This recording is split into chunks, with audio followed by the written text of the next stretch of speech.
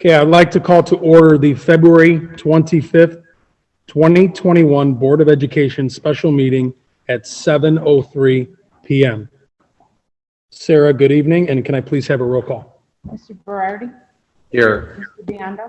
Here. Mrs. Lala? Mr. Lutston? Here. Mr. Mazzano? Here. Mr. Palazzo? Here. Mr. Trabuzio? Here. Thank you. Sarah, quorum has been established. Please stand for the pledge.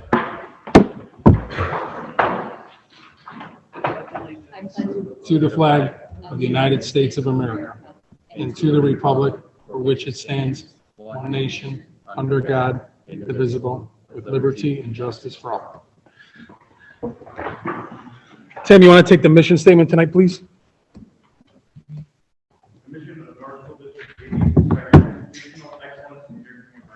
Thank you, sir.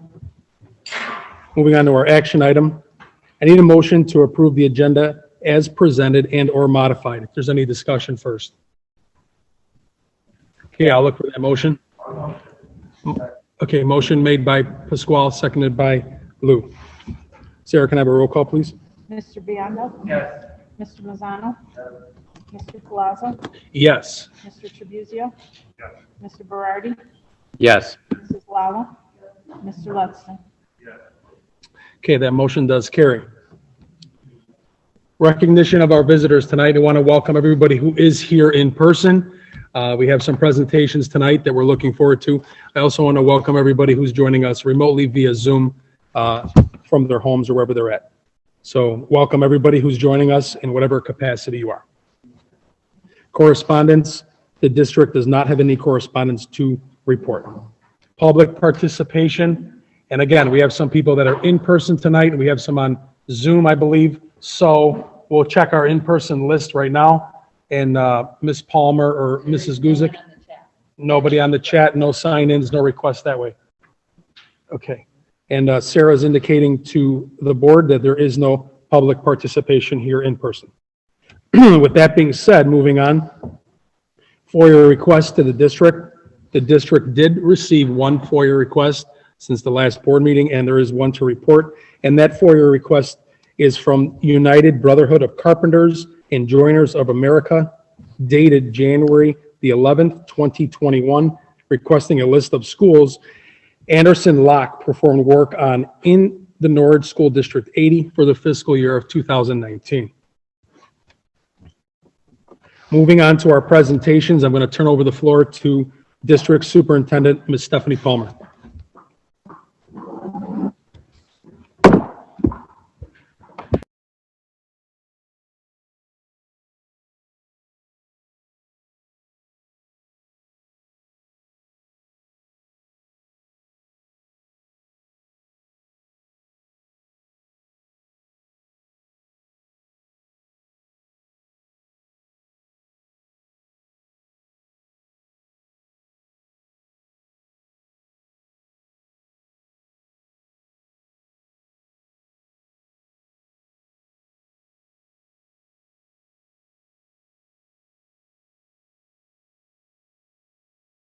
The governor shut our schools down.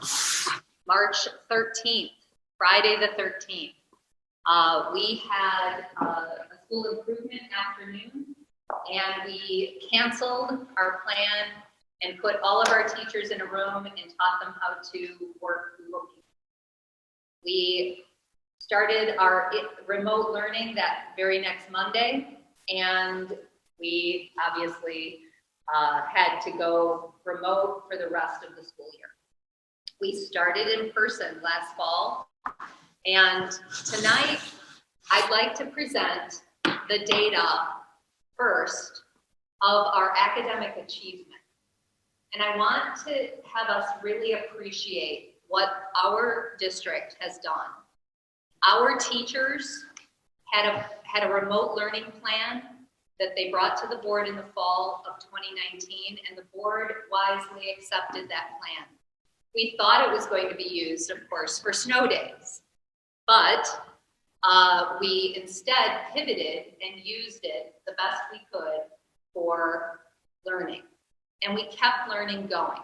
We focused on our essentials, our reading and our math. Lots of other things fell by the wayside. We won't disagree. However, other districts did not make the choice to keep learning going the way we did. And the more and more Michelle and I talk to educators out there, we know that District 80 went above and beyond last spring. And because of that, you are seeing test scores that have maintained their achievement. And we couldn't be prouder. Usually I would come to you wanting our test scores to go up. Every year we want to get a little better. This year, we just hope to see close to what we usually see at this time of year. Instead, we see pretty much what we've always seen in this district. And I really want us to be appreciative of the efforts of our teachers at school and certainly our teachers at home, our parents who picked up the ball and made this successful last spring. And certainly as we've juggled this school year. So what you'll see tonight is our winter academic data. And we are really going to hopefully, we are going to have a lot of cheers. We certainly still have challenges, and we are going to talk about those and what we're going to do with them. We're looking at second semester and planning for full days of school starting after spring break. So I want you to know how incredibly ahead we already are. Right now, Michelle brought all of her students back 5 days a week from 1st through 4th grade who wanted to be in person. It was an incredible achievement. At the junior high, we were able to accommodate everyone's request. If you wanted 5 days a week in person, we got you 5 days a week. If you wanted hybrid, we got you hybrid. And if you wanted 100% remote, that's where you stayed. So we have made that change. Other districts in our area are still only 2 days a week in person and are moving slower than we are. We are really, really proud of what we've achieved. After spring break, April 5th, we come back to Institute Day, and then April 6th, the students return.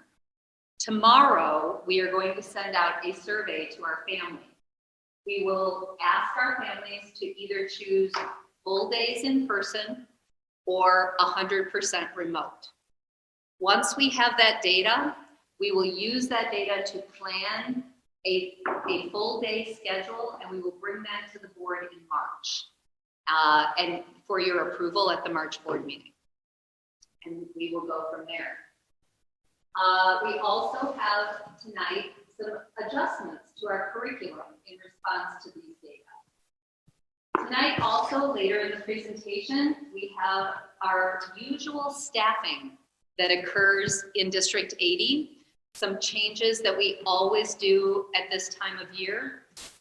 We'll get to that, some non-renewals of teachers and some RIFs. We have some curriculum enhancements to talk about and some special education evolutions and some administrative evolutions.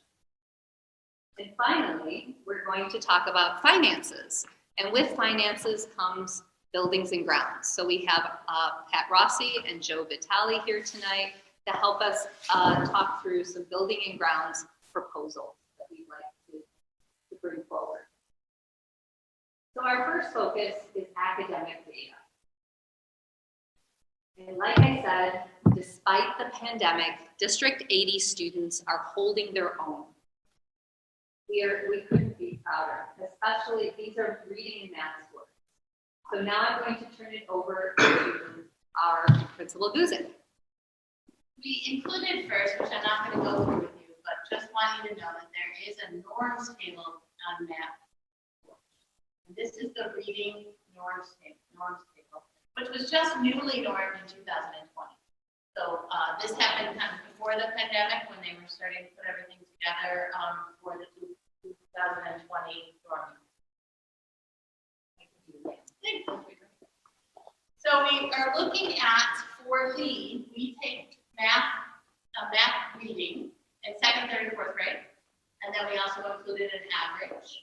we're looking at the last 4 years, starting at winter of 2018, going through winter of 2021. The last time we took MAP previous to winter of 2021 was winter of 2020. Once we went remote last year, we did not take MAP in spring. We don't have those scores. But if you just generally look at the columns, you can see where we were in the 4 years and then where we are in the average. We're going to go individually then, and I'm just going to go through this really quickly. And at the top, I included the national average. So that norm table I mentioned to you earlier, that's the number of the national average. So for example, in second grade for reading, the national average is 181, and you can see that we have always performed above 181. We do have a few dips down here from the 185 average. We were into 182. This is definitely an area that we know got impacted by not being in school last year. Yet it's still above the national average. Still an area we need to look at, keep working with. Third grade then, and this is reading again, we're right in that same area we've been. The national average being 193, we are at 198, right where we were the year before. Going into fourth grade reading, also, the national average 202, and we performed in 206, which again was right where we were. We're not really seeing a decline in these scores at all. They're right where they were. Do we want to see them higher? Of course. Absolutely. Of course. But considering the situation that we had last year, the hybrid model that we had in the fall, we're really proud of these scores. So at the junior high, reading was taken at home and math was taken in person. If you came in person, obviously. What we did to make sure that, no one was tipping the scales perhaps a lot in their favor, because some people are very skeptical about children taking tests at home, okay, is we made a direct comparison between children's scores from this year to last year, and anyone who was significantly lower or significantly higher, we had them retest. We wanted to make sure these were valid scores. So if you retested, we were eyeballs on the person a lot more than when the big group was testing, or you retested in person and we were right in front of us. So, we wanted to make sure these data were as valid as we could get them. So like Michelle said, we are maintaining our scores, and we are slightly above, as a cohort, above national averages in all grade levels. We tend to be way above national averages, that 8 points in 8th grade, because my 8th graders know that these tests count for high school placement. And they count to get you out of summer school. So if you're at the high end, you want to get into those honors classes. And sometimes if you're a struggling learner, you want to do well enough to not have to go to summer school. So it's very motivational for my 8th graders. And here is your math chart. Like Michelle said, we are going to post this online. So if you'd like to refer to this chart, you can. Take a deeper dive. Looking at math scores for the same first slide, looking at 2nd, 3rd, 4th grade, and then looking at averages. Here you'll see we're pretty much the same, especially from 2020 now. 2nd grade, right in that same area, in fact, up 1 point in math. We're 1 point per score. 3rd grade, right there, and 4th grade, also right there. Which is particularly impressive because we have a new math curriculum at Lee, and this is only really their 2nd year and really their first full year of their math curriculum. Last year was sort of a ramping up of that math curriculum, so this is particularly impressive. And we did last year when we went out to promote, we did video record math lessons and send those out. We were supporting that a little more in our new curriculum. But we're really excited to see where the new curriculum goes once we have a full year of teaching. Right. And our fifth graders are still above the national average. We did dip down a few points from last year, but definitely the same as two and 3 years ago. So that's very nice.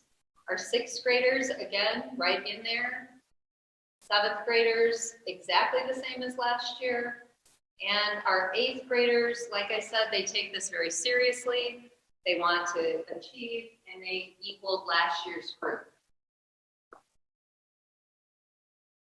Now we're looking at iReady Math for all students. Ready is our new programming for math that we just spoke about at LEAD. And 3 times a year, we take a diagnostic test. The diagnostic test is what is used to control the mind path for the students. So the students have that individual mind path that's created for them based on the iReady Math scores. We only use math because that's our math curriculum. So it's a little bit backwards here. This is diagnostic 1, this is diagnostic 2. And if you just look at the colors, you know, we love triangles. You can see that green is our tier 1. How iReady looks at this is, this is in general, everybody, is where are the kids ready at the curriculum? These kids are ready for the curriculum. These kids are still working a little bit. These kids need a little bit more help. But we had 13% in that red area of the whole school, and now we're down to 6% in that red area. And our green area has grown from 28% to 40%. That's in general. I'll go through each grade now, just very quickly. Kindergarten, see some wonderful growth in kindergarten. And again, just looking at colors here. First grade is amazing. We really stepped down on our amount of students who are at risk. We were at 10% of our students at risk. We are now at 1% of our students. Continuing on, we see second grade seeing that same trend, moving down from 10 to 5, and our green areas are growing. Over on the side there, just to mention, it does break it down into domain. And of course, it breaks it down much deeper. Like the teachers take a very deep dive into what does Billy need? What does he need to help to in his math? And it breaks it down into, is it number sense? Is it geometry? Is it measurement? You can see all those different areas. It's kind of interesting. Every time you look on the side, these 2 areas are the ones that are taught in spring. And those are the areas that haven't quite developed as well. We haven't taught. And last spring, they weren't in person. So 3rd grade, we're seeing that same trend. And of course, 4th grade, seeing that. So Giles does iReady for reading. It is our second reading test. And this is a test that junior high kids, you know, they don't really have that motivation that math test has. So it's kind of hard to motivate them to do well on this. But we're seeing some growth, down 10% in our at-risk students. We shifted a lot of students into our tier 1, which we're glad about. We still work on this. For those of you who have junior high students, this is the stuff they do when they do iReady reading and study skills. They take this diagnostic, they're assigned certain lessons at their reading level, and then they continue to improve their reading. We have found this, what we call tier 1 intervention, is incredibly impactful to their reading scores. This is what is really bringing up those reading scores, especially for the lower half of our students. So there are some challenges, certainly. We want to reduce the number of students in red and grow the number of students in green. We're certainly doing that, but we dig down during teacher meetings into those red bars you see on the right. One of the things that we saw last year is we saw that vocabulary, that VOC line, as really red. We have made incredible improvements there. Those of you who have junior high students, all of them have vocabulary during seminar. That was an enhancement that we did based on our data. Our 6th graders are moving. This is definitely an area we're looking at. we also have a new curriculum in 6th grade. So that is the first year of that. 7th grade, here we go. Again, we usually see that 7th graders have the biggest challenge with this. But again, we're hitting informational reading with them really hard right now, 2nd semester. And finally, our 8th graders, who really, again, aren't as motivated with this test, but look at that area of green went from 49% to 71%. I think Ms. Fig gave out some PBIS points or something. I'm pretty sure there was a lot of motivation there. So when we looked at this data, we, the teachers and I looked at all the individuals and then we made a plan. So how are we going to respond to this data? So if you're thinking of our core, what we teach every student every day, that is our tier 1. Every student receives tier 1 instruction. So we looked at the kindergarten phonemic awareness specifically and said this is an area that we need help with, that we need extra work for all the students, not just 10% of our kindergartners or 15% of our kindergartners, but we need it for all of our students. So we built in a kindergarten core fluency plan.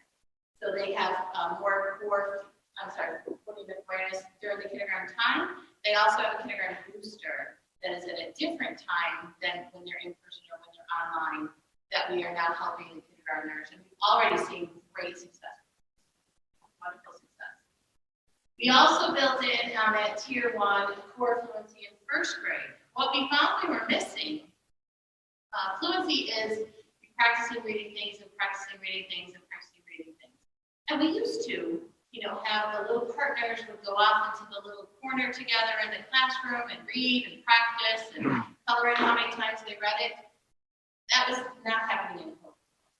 So we realized, we need core fluency work. So we have our teachers in the classroom for all of our students working on fluency, and then we also have a booster that is run by some of our special teachers, art, music, and gym, and then our title staff. We added that booster in kindergarten. We added that booster for remote-only students in K through 3rd grade. So our remote-only students, we looked at their data, which they're doing very well.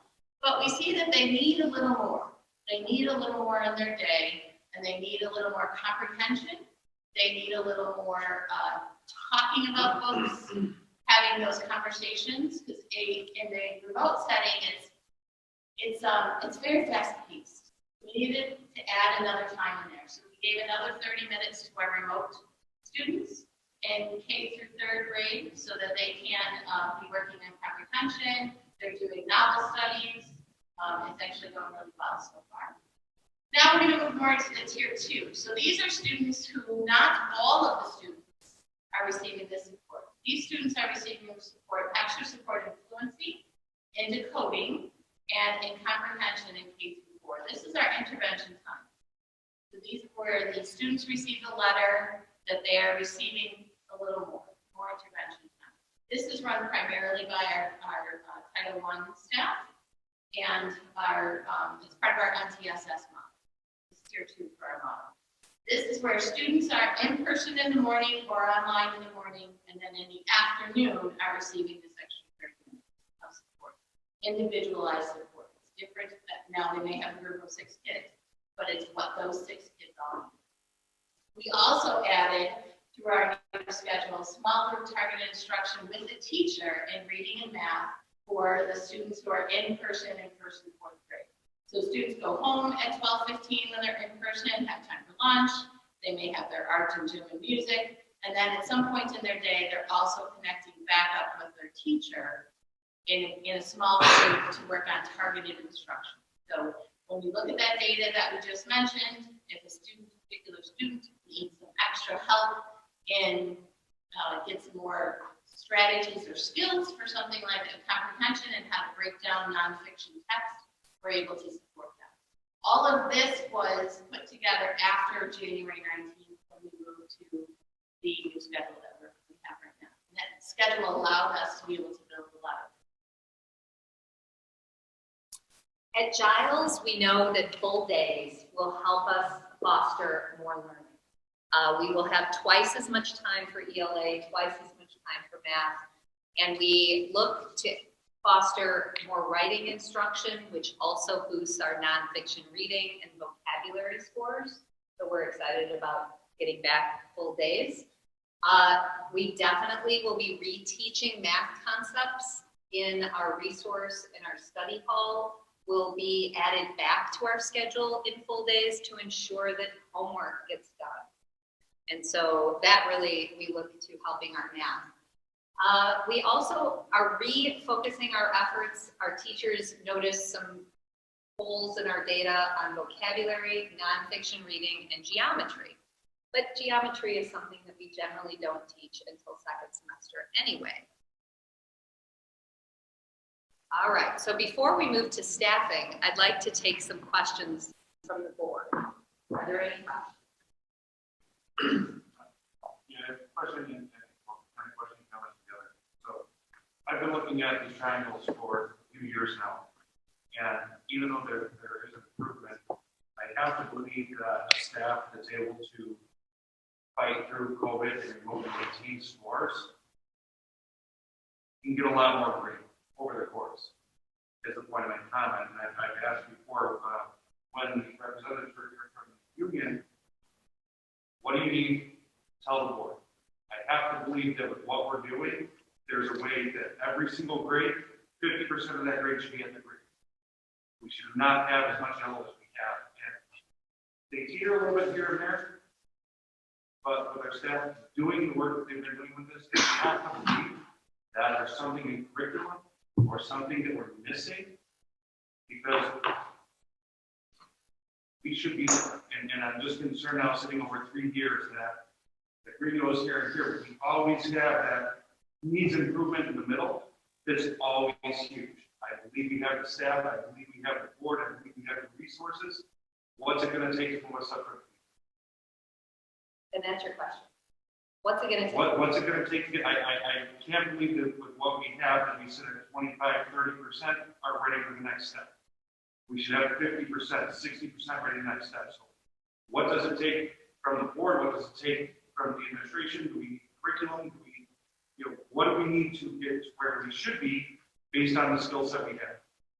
We really have been renewing our focus on MTSS. So MTSS is designed to meet students where they are, whether they're red, yellow, or green, and move them up. And that has been our focus. We've been sidetracked with COVID for sure, but David has been a partner on that. He's brought ideas. We have implemented new curriculum. So since I've been with the district, we have renewed science, we have renewed ELA, we have renewed math, we have renewed social studies. It's pretty much top to bottom new. And so our teachers need to get time to implement with fidelity those programs as well. We added phonics at the younger grades. We did a practice programming with the super kids. Super kids, yes. So We our added kindergarten, first and second grade reading is brand new. And so, yes, we needed new curriculum. We really did. Now we just want regular school in order to implement it with fidelity, frankly. One of the things that we've been looking at the data and really focusing on right now in the district, we do a lot with our, what we call our fourth quartile students. So we target interventions to the students who score that 30% or 25% and below. If you want to move these big data forward, you focus on your third quartile students. So it may take more staff to come in to give those intensive interventions to more kids. That could be the key. And the reason I want to bring that up is I've been here for a few years. I'm nearing the end of my term.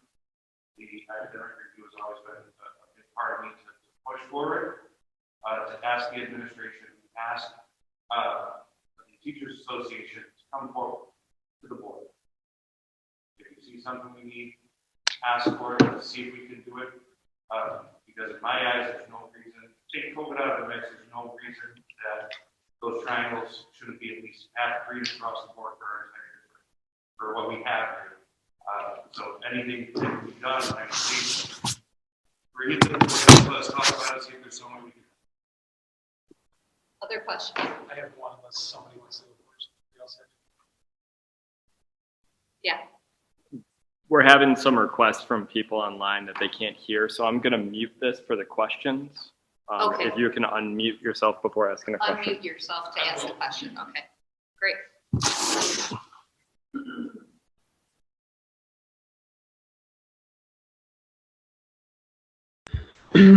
So what I think I'm going to predict and I think is going to happen tomorrow, you're sending out the survey for the potential full day return, which is after spring break, right? Correct. So what I can hear people maybe asking now, and I'm going to kind of get to it right now and see why it is the way it is. So you'll have two options, right? On the survey, you'll either come 100% in person every day, or if that's not for you, you will be 100% remote. So I would predict some parents that maybe are non-committal to either of those sides, they're going to ask you, can we go hybrid still, or can we, so what would be the reason they can't do it is where I'm getting to.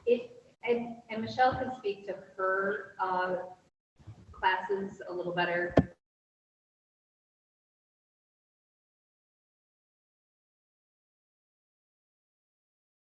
Now you're ready. Sure. Hybrid works right now because our students who are at home half the time are in a hybrid learning room. Like they're online separate from the 100% remote kids. And our teachers rotate through and they teach in person and they teach online right now. If we go to full days, we lose that sectioning. I need more seats in order to keep kids at least at a lower number in person. So I can only have one remote room. If that one remote room gets to 50 or 60 kids at a time because half stay home half a week, it's way too big and unmanageable. So we're asking our families to commit to one or the other. They can always call their child out for a day and have a sick day or stay home a day if they need to. But we really would like them to come back the last 8-9 weeks of school. Yeah, I would agree. It's a scheduling issue where it would be very difficult for a teacher to be, now you have a whole day to schedule everything.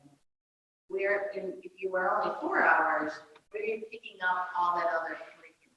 I can't push all that curriculum into 4 hours and then what am I doing the rest of the afternoon with everyone else who's full day? At some point, there's going to be, it's not going to be equal. And we don't want it to not be equal. Plus, we don't flip in and out easily because Giles, the curriculum is mostly online. We are not. So if you don't have your math book, how are you going to do your math book? So it's much more difficult for us. We have to have one learning path one way or another. I don't see it as being that, maybe there'll be some people to ask, but our overwhelming response is one. And I will note, we are not seeing student-to-student spread. We're not. No. We haven't seen it at all. We've had some cases that we've sent out a couple. I've sent out, I think, 3 letters to classrooms, and they never spread anyone. Right. Currently, the IDPH requires us to shut down a classroom if 5 students have COVID in one room over a 2-week period. So they say that that's likely student-to-student spread. We haven't seen more than 1 child in a room. So we aren't even getting anywhere close to that. So we think we'll keep going. Yeah, we're very optimistic about it. The new guidelines that came out from the CDC, which was last Friday, quite frankly, we're getting kids back to school. Right. We're kids in school full day. So let's move on now. We're not seeing that spread. We're getting more and more teachers are getting vaccines. We want to be back to normal. Yeah. Well, thank you both. You answered the question in detail. Thank you. Other questions? going to move on. Okay. All right. With us coming back the April 6th, right after spring break, do we see, because you were just saying how, the ratio going full day, more kids online, it's not going to work. How about the kids that are going on vacation that have to stay home the 2 weeks? Well, we don't know where we're going to be as of April 2nd, coming out of spring break. So the travel restrictions might change. They've changed all year long, which states have to quarantine, which don't. Right now, yes, go to Disney World. We are requesting that you quarantine when you come back. And yes, my online classes might be big for a couple weeks there, but then we'll be back to normal. Yeah, we're hoping that by,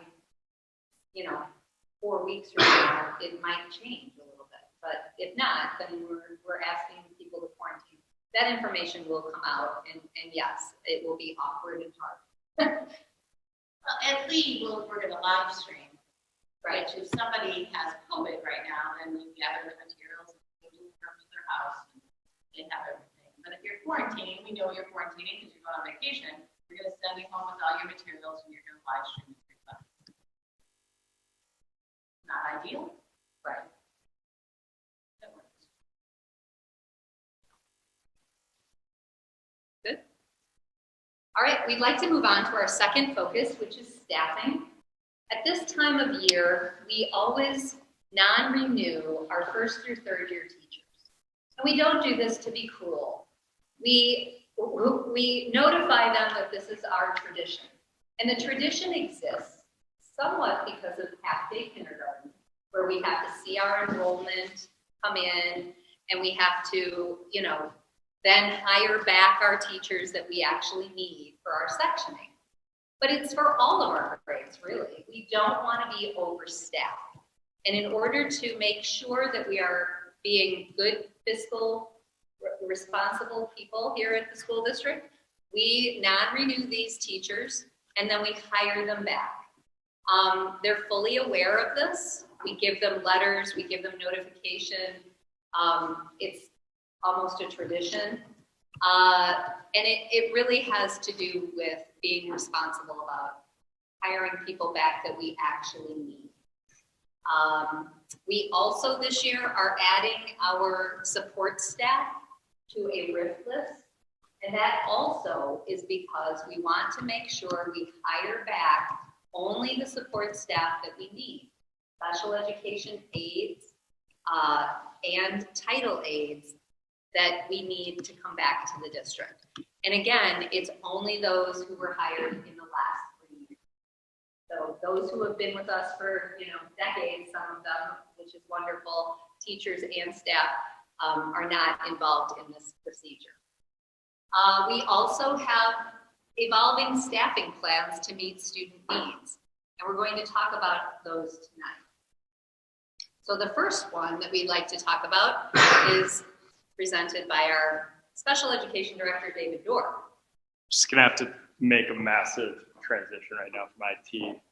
I've been listening to the feed, that's why I have my AirPod in, I want to make sure we have sound. So I guess first what I always want to start off with, I just want to start off with thank you. Thank you for hiring me and giving me an opportunity for this role. I really have loved it. And one of the things that I've really tried hard to do is learn about your community, learn about your school, learn about your student, learn about your children, learn about our staff. And I just really want to say that's where this is, some of the plans we have as an administrative team are coming, right? And it's one of those things that Michelle and Ms. Guzik, Principal Guzik and Principal Palmer, Superintendent Palmer, kind of talk about that distributed leadership model. And that's something that I was really excited about joining. And the other thing that I was really excited about joining was the concept, the ability to be able to build a special education department, like to be able to build a special education program that really impacts our students. And one of the things to Mr. Ludson's point is that I truly believe so deeply in what I've been trained to do, what our staff does, shouldn't just benefit our students with exceptionalities, they should benefit all students. And that, and if we are only having the expertise that our exceptional needs specialists have and our related service professionals have to our students with exceptionalities, there's a lot of students who are not necessarily benefiting from that. And what I've really been blown away by is how much you have done as a community, as a school, in 3 years. I feel as if when you pull out that NYSEC co-op, I believe I have that timeline, there's been a lot, right? There is a huge heavy lift that this district undertook of just setting up basic structures, that are pretty solid and pretty strong. And if you've ever seen an IEP document is, it can be 50, 60, 70 pages long with a million different check boxes, and just getting to the point where you have consistency, fidelity, so that you can be in compliance with federal law is a huge lift. And every school district that you will work has different requirements on staff, so in navigating that whole thing has been a big part. So the reason why I start off with this big presentation is one of the things that we're looking at evolving, and I'm thinking of, I listened to Tom Brady's, not Tom Brady's podcast, Dak Shepard's interview with Tom Brady, and I just think about this concept of just progress, and just every day getting a little bit better and moving a little bit more, and that's really kind of the dream. What's the next step? That's really where it kind of is coming from in my mind, right? So one of the things that we're looking to do is kind of updating our special education case manager's role as a leader, as a teacher leader, right?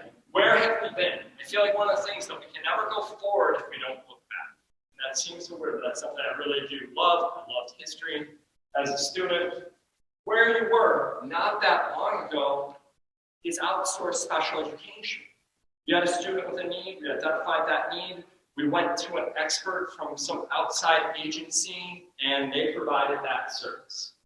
What you went to, which was the right decision at the time, what I don't want anybody to hear me say is that what we were doing wasn't the right decision. I believe it was the right decision at the time. You internally provided special education services. You had a lot of things you had to figure out.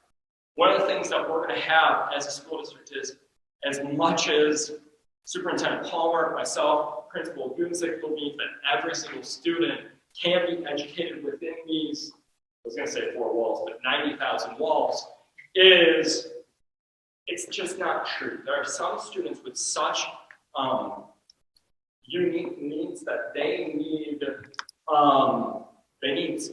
go to programs that specialize in helping support those students. That requires developing relationships. That requires knowing what opportunities those programs are out there. I've just been doing that. That's a lift that I've been doing. That's something that I'm continuing, developing relationships with programs that we have, maintaining those relationships, developing other programs with other schools, like, for example, North Shore Academy Elementary School. I've done an interview. I've also met with Cambridge School. So those are the things that I want to continue.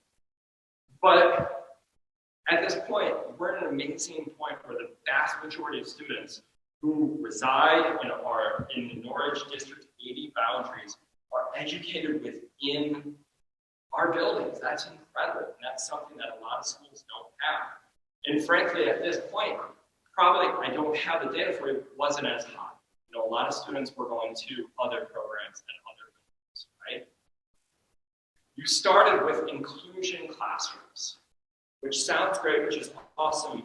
But inclusion classrooms is what we have right here at Lee and what we kind of had at Giles. It's a little bit harder at Giles because students go through the programs, but where we might have one classroom in first grade that is a co-taught classroom, where you have special education teacher and gen ed teacher working together all day, all along, right? And you increase access to general education environment for more students with exceptionalities. Where we're going, we're going to continue to internally provide those services. We're going to continually to provide those services for our students. But instead of going to that one classroom or 2 classrooms, going to an inclusive school, and then continue to increase access to the general education environment for students with exceptionalities. So what does this look like, right? What this looks like is that we can have that special education teacher being an exceptional needs specialist that supports not just one teacher in one classroom or two, but supporting a team, and one of the things that Principal talked about is, that distributed leadership, sharing that knowledge so that some of the best practices that in special education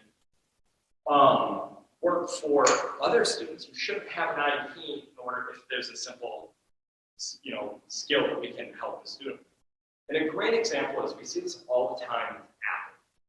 All right, so Apple, a great example is 10 years ago, students who had a hard time with spelling, we would get something called Dragon Naturally Speaking. And Dragon Naturally Speaking was $299, I think, a site license, and I totally might be making that up, and that might be wrong. All right, now your iPhone does it for free. And what ends up happening is all these great ideas that start for students with exceptionality sometimes become universal streams. Another great example that I learned about the NWEA map assessment. The big thing that used to exist 15 years ago was one of the hugest things that we got in IEP was extended time.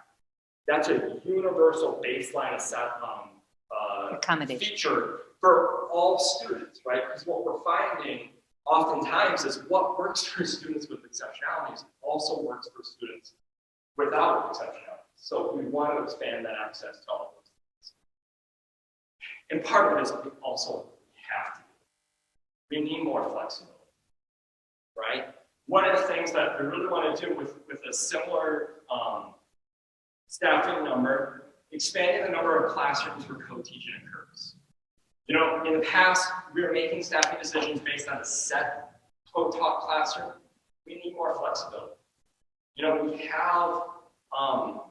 have situations where a student might qualify for an IEP and have a great relationship with that general education teacher. I want that student to be able to stay in that classroom, not necessarily have to move that student to another classroom, just because that's what special education is. I need that flexibility. This is how we were making decisions. But it's a little bit more clearer on language. We're going to really be tying our special education teachers to a place load as opposed to a co-taught classroom. One of the things is we're already there. COVID forced this change, right? Because our parents have the choice between virtual and in-person learning. We've had special education teachers that are already working in those relationships with two different teachers. Similar caseload size, but more flexibility and placement options that brings up cohorts of students.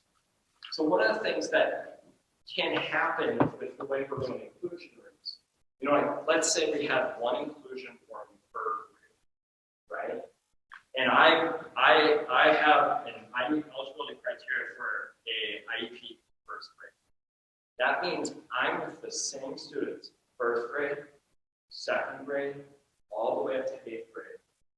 And everybody else is changing except for some of our students. That's not something we want to see happen. We need that kind of flexibility to go in a couple of different directions. And the other thing is, when we find that we have, this also is going to provide more freedom for me to help continue to progress. But not me, never me, our team. That really is important. That really provides our team, when we find that we need more resources to move the needle in the goals of increasing those things.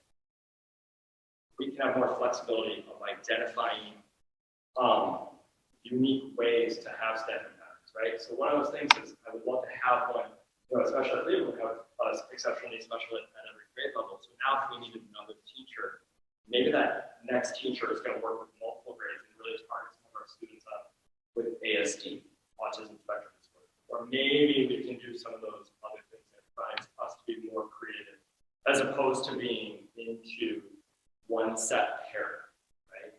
What I really want that I would try to get out all the time. What we want to have is we really want the students' plan to drive the program that we're developing for our students.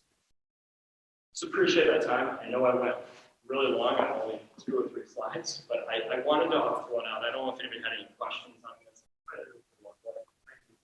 All right.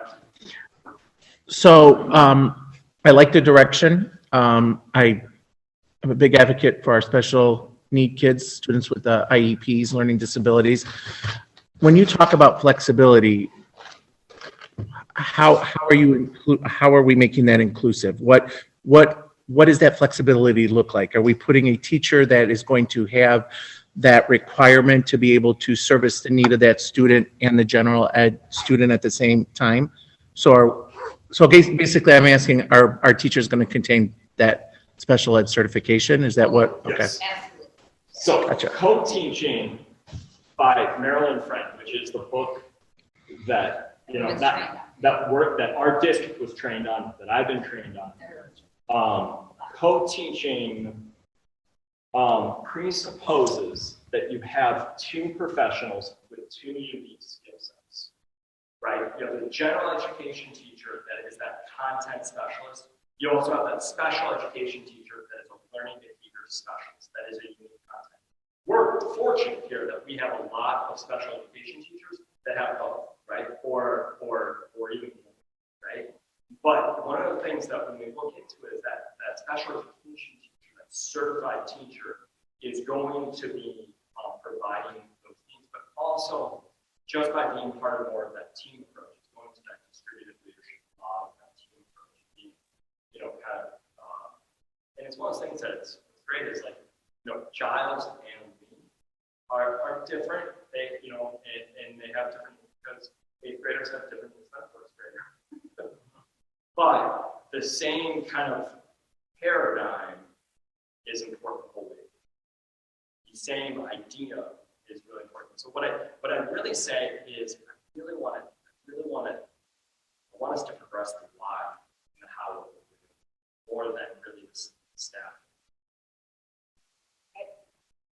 To be clear, a key piece of this is that our students are now going to not have to travel in a herd throughout their schooling. When I first got here and we went to grade level centers, one of the things I heard loud and clear from our parents is they didn't want kids to travel in herds. They I guess were before me, I don't know, but, they'd be with one group of kids moving from teacher to teacher. They wanted them to mix throughout their day. So I accommodated that request. Special ed students didn't get that choice. So now they'll be distributed into at least 2 classrooms where the co-teacher will come in for targeted key learning, and then an aide might provide the support for other parts of their day. So it's where our special ed teachers are trained to be instructional specialists and modification and accommodation specialists. They can lend that expertise to all the teachers in that grade level, whether it's a classroom with an IEP student or simply a classroom where a student is struggling with their behavior or their learning.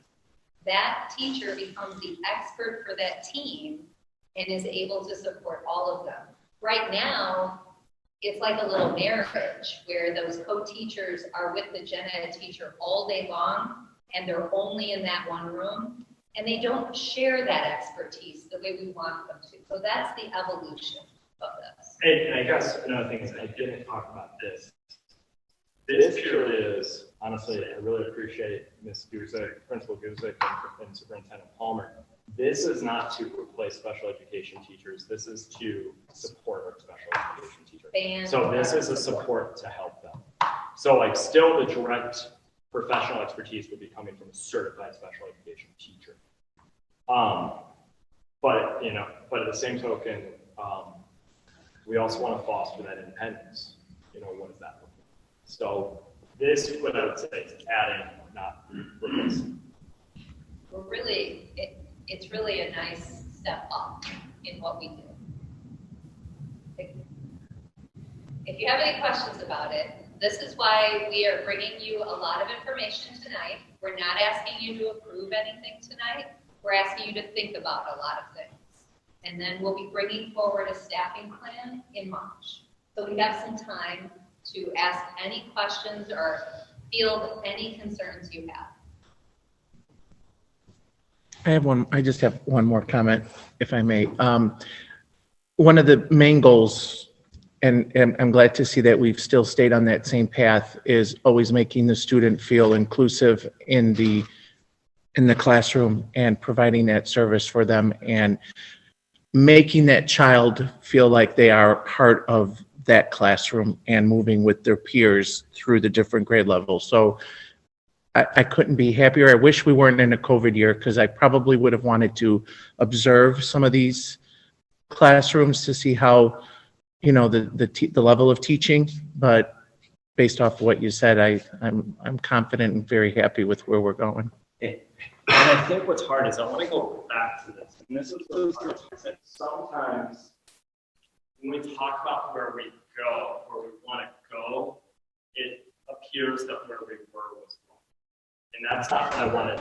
That's not what I'm saying. The reason why I say that is there's an inherent structural issue that I could read. The meeting has to end at some point. That inclusion classrooms can lead to, right? And I've talked a little bit about that. And to where that inclusive heart that you're talking to is, that's where we want to go. And we need that flexibility. So I really do appreciate I mean, that. as a board, when that decision was made to pull out of LASIK, I mean, there was a lot of back and forth. I mean, we really, and the new board is, you know, able to see the success from it. But the previous board, we had to make some tough decisions. And, you know, pulling out of that LASIK co-op was very difficult. It was time consuming. There were a lot of back and forth with attorneys, but I think at the end, the decision was the right decision, and I'm happy to just see that. So, And that's why I think that inclusion classroom was the right decision at that time, because I think you have to start somewhere. By the way, this board did not start small. You started big, and now we just want to go that much.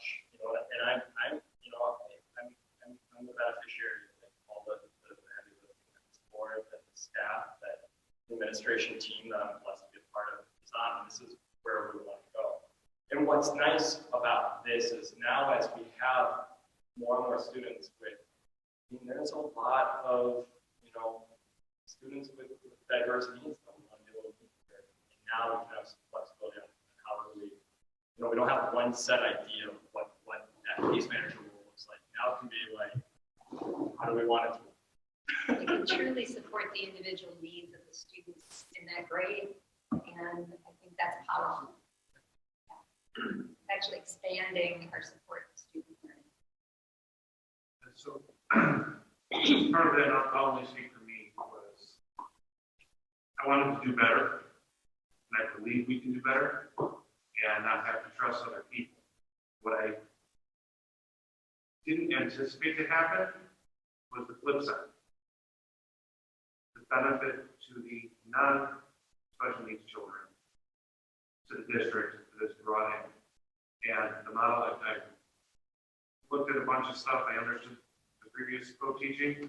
Is it safe to say that with this new model, district stands a chance to, lack of better words, maybe catch some needs that we were missing before? These were comments that I got from parents before saying, how come this wasn't brought to me that my child was having an issue with this, or how come this wasn't found sooner? Will this new model going with that give us a better chance at addressing or catching something that may not be in a regular classroom? Yeah, there's kind of a two-pronged answer to that. So one of the things that I know is a board, I believe board goal, I could also make that up. I know it's not a administrative goal, is improving our MTSS, right? And so one of the things that MTSS used to be RTI and all sorts of different things, is that a student shouldn't have to have a qualifying, qualifying disability in order to receive some of these services. Because what used to be happening is, there would be some sort of benefit that you had to have an IEP order. And a lot of that has been broken down through our NTSS system, and a lot of that, and that's one of those things that I know we're continuing to want to make more and more robust. I know that Principal Guzik and Superintendent Palmer definitely have plans for that too, right? And special education really wants to support that, right? One of the things that you never want to have in a school system ever is a silo, right? Where we're just in by ourselves, we have our own knowledge, we never share it out. Like, I want to learn about everything that everybody else, and that's what I've appreciated about being on the administration team, and is that they fully include. I hear oftentimes from my colleagues in other districts that I think oftentimes the superintendent or principals forget that the director of sped is an administrator, and I've never felt that here since day one. And I just really appreciate that. I think that's something that we can help continue to support. So the answer to your question is two-part. Yes, that is a huge hope of this new staffing plan from special ed that we're supporting their students without IEPs, but then also our MTSS program becomes really strong, and that our students also get some of those supports they need, and they don't necessarily have to have them. Other questions? Again, you'll see this again next meeting. We'll be talking about it again, so if you think of something, don't hesitate to ask. Thank you. Back to tech. I feel like a DJ, right? You kind of don't you? So we have an opportunity that has presented itself as we look to next school year. We have an annual meeting right after Christmas. Michelle and I invited David this year, and we pivot and we think about next school year. And when we thought about what is missing from our curriculum, how can we better support student learning? We thought of some curriculum innovation, and we're going to talk about it tonight.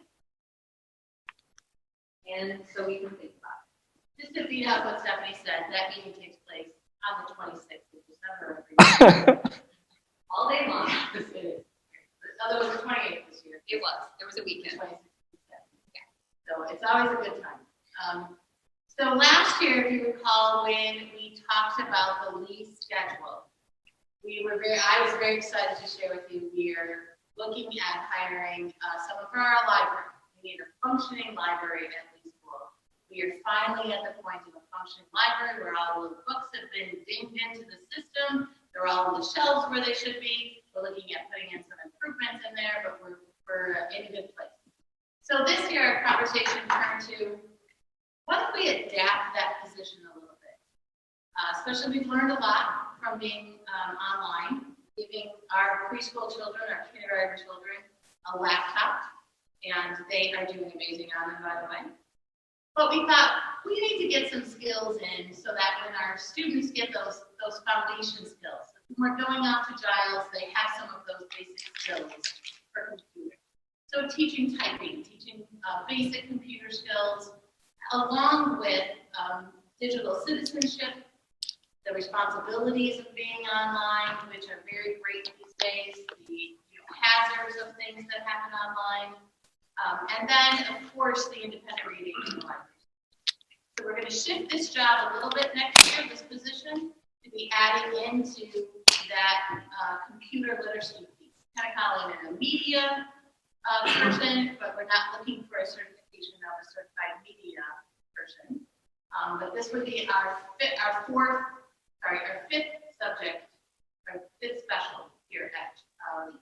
So we would have art, we'd have music, we'd have PE, with two different PE teachers, of course, and then our library computer literacy. So we're really excited about this. I think it'll be a great new class for our students. It'll also build those foundation skills. We're here to build those foundation skills. We are working with students up till second grade so they can read in third grade. And that is what he's all about. So this will help along the way. And then scope and sequence wise, we look to add a teacher at Giles who would also take those skills and move them to the next level. When we had our resignation of one of our Spanish teachers, we had an opportunity to to diversify the curriculum at Giles without adding staff. So anytime you have a shift in your staffing, you take a break and you ask questions. So I did some online surveying of our families, and I'll bring you that data now. And I did some connecting with my fellow superintendents. So I queried the high school, several staff at the high school. What are you seeing? What skills are our students from Giles needing as they move to the high school? I queried the parents, like I said, and I've been talking to staff and even a few students here. We heard loud and clear from Ridgewood that they would love to see our students come in with far better computer literacy skills. And that encompasses a lot of things. A little bit of computer science, just general being able to use the Google universe, those executive functioning skills, use your Google Calendar, check your email, those kind of skills that make you successful at advocating for yourself and keeping yourself organized in high school.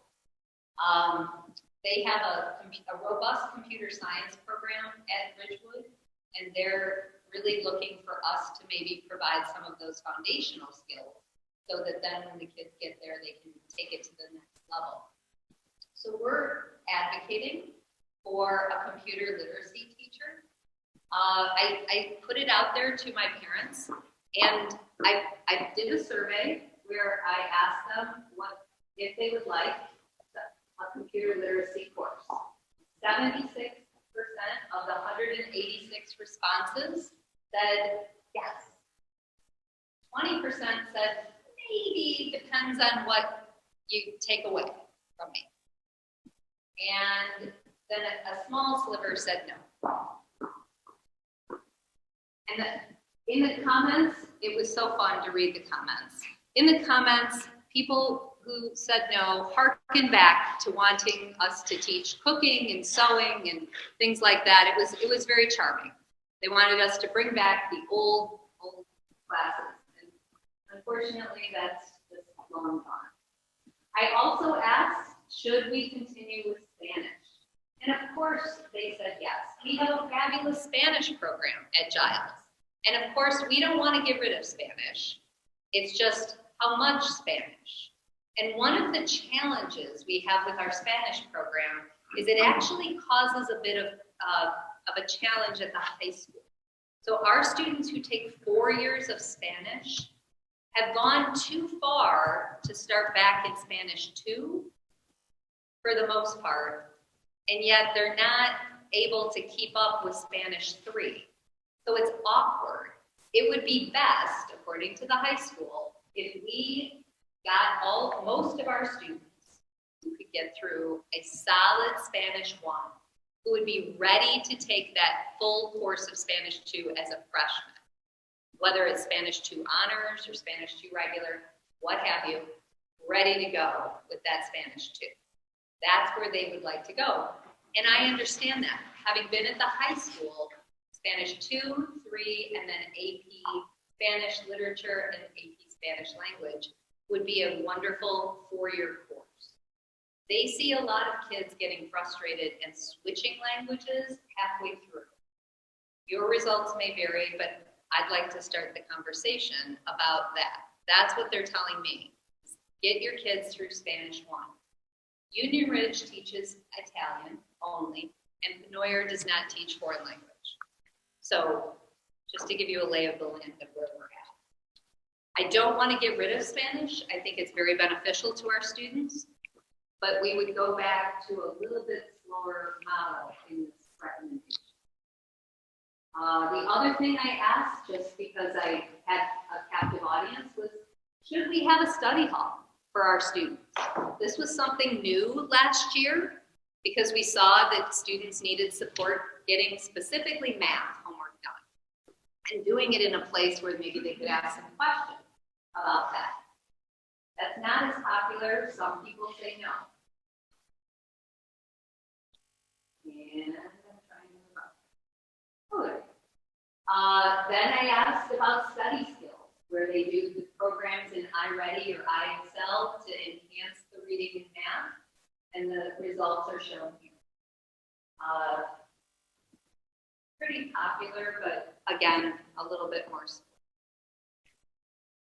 So this year, students at Giles have a full block of ELA, a full block of math, a full block of science. They have a half block of PE, a half block of social studies. They have either STEAM or seminar. STEAM is first semester, seminar is second semester, in a half block, and Spanish in a half block. And then they have a half block of study hall and a half block of study skills. They don't have study hall, by the way, in COVID school. That's only a full day school thing. So they have study hall asynchronously, as we call it right now. So next year, the decision we need to make and what we will bring forward for next meeting is how to fill this 5th and 6th spot. Pretty much we have to have these programs based on state requirements. So ELA, math and science, PE and social studies, lots and lots of state requirements connected to those. We need to figure out how to fill the other part of their day. So that's our challenge. And I'm looking to the board and our parents' input, and our staff, frankly, for that filling. Okay, so before we go on, are there any questions about curriculum and innovation? Mr. Lutz. So you mentioned talking to the high school, and part of the high school plan has been building up for students coming out of computer schools to be able to get into AP classes and do progression and even earn college credits before they graduate. So my question is, what would be the logic behind asking the feeding district to slow down with the teaching? Why couldn't they change their curriculum if we're doing so well? They only have 2 AP Spanish courses that you can take. And you don't need to take Spanish 4 to take both AP Spanish courses. So if you start high school in Spanish 2, you go Spanish 3 sophomore year, and then you have 2 AP years, you can access all the AP. They actually kind of run out of courses for you if you start in Spanish 3. See what the problem is? Right, but I'm saying, why can't we find something to progress with? Why should we regress? Oh, well, the College Board only provides 2 Spanish classes for AP. Like, the high school doesn't make those up. That's a national program. Advanced Placement is the College Board, the good people who provide the SAT. So they have standards for those courses, and it's a set number of courses. So now some high schools do provide a Spanish 5 class. It's like a Spanish culture class that they have at the end of a progression. But my guess is Ridgewood is way too small to have enough kids to make that class go. So they honestly said to me, look, there's access to all of the advanced courses if students start in Spanish 2. It's just a thing. So I know. I have to tell you, it's not just Ridgewood. That I faced this same challenge at Hinsdale Central when I was assistant principal. We had students who came in and they were starting in Spanish 3. We only had 3 years of curriculum for them then, and that was hard. So, you know, we found some college classes they could take or whatever, but still, that was a much bigger high school with 2,700 kids. So, I think, you know, they're the ones who know their curriculum best. That's why I asked them. I'm just the messenger on that. So, I have a comment. yeah. So my comment is this. We would be doing a disservice to the kids of District 80 if we completely removed a foreign language from the curriculum. Not going to do it. So But I also agree with Mr. Lunston in the fact that we have a high school telling us to pull back a little because I believe our program has been extremely successful. And we've moved kids through that program here at the grade school level through the National Spanish Honor Society, and we've done a great job in doing that. And we would continue to do that. I would just ask the administration to be creative and not penalize the level of education these students can receive when it comes to the foreign language piece. I would always still encourage, if kids want to excel, we allow the students to excel and further their own education as well. So that's my comment. I will take that challenge. Thank you. Good.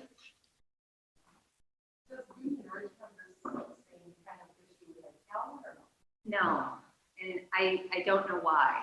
I didn't ask Mike, like, you know, I think it might be because of the amount or the length of time they do that. I can circle back on that for sure.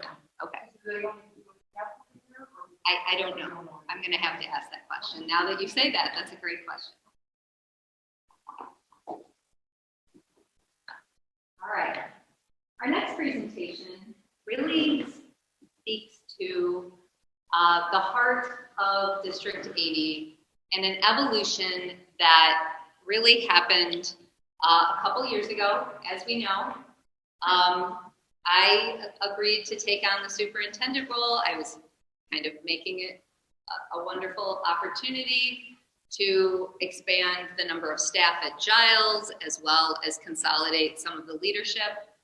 But we are seeing a need for more leadership in academics, for sure, for discipline and behavior, for sure, especially where it comes in at lead. And we're also looking to shift our model in a way that I'd like to have an opportunity to explain. So right now, our current organizational chart includes 5 people who do the job of supporting our teachers, our students, and of course, our parents on a daily basis. I obviously have the superintendent principal role. Michelle is assistant superintendent principal, and her support is coming from the school psychologist role, who addresses behavior needs of students. So when I didn't have a dean 2 years ago, I leaned on my psychologist as well. They became somewhat of an assistant principal. They handled discipline issues when I was not able to handle all of the issues at hand. I should clarify that. Absolutely. It's not behavioral discipline issue. It's social emotional. It is. You have a much greater need of social emotional needs. It's not behavior issues. So I just want to make sure you're really clear on that. Right. That's not the same thing. It's a much different role here at Lee. At Giles, we have students who know how to behave and they choose not to. What happened? You're the janitors, they can't hear. Oh, okay. So I will move over here. Are we on? Good? Okay. So this year, I lean on my dean. Obviously, Bob Biedke does a wonderful job of providing support for our whole building, and my academic intervention coordinator. And that is Sarah Mizell currently. She works with our aides. She works with anytime a student is struggling academically, she intervenes to help them and pull them out of class and get their learning back on track. What we are proposing is to make our district a little bit more standard, a little bit more like other districts, in the sense that there is a district leadership role. I cut a lot of corners as a superintendent because I have to be in the building every day and I function as a principal. There are a lot of things that I could be doing that I just don't get done. And I will admit that. It's the model we chose. If I were to be a district leader, there are many things that I think I could bring to the district and advance a lot of things that are going on, especially in the area of grants and advocacy. I'll explain more in a little bit. We would move the people that you saw before and give them an opportunity to have a leadership role. When David expressed that I'm all about that shared leadership, he's absolutely right. I believe in empowering our teachers, empowering our staff, giving them an opportunity to lead. So right now in District 80, it would be very difficult to go from teacher to assistant superintendent principal. One person has done that in the last 10 people hired. She's standing right over there. And why was that? Because Michelle Guzik was a very unique person. She had that union leadership that was very different from other candidates. Much Principal only first. And then you were principal only first. You were? You didn't get hired before I came into 1 year? No. Weird. Okay. At any rate.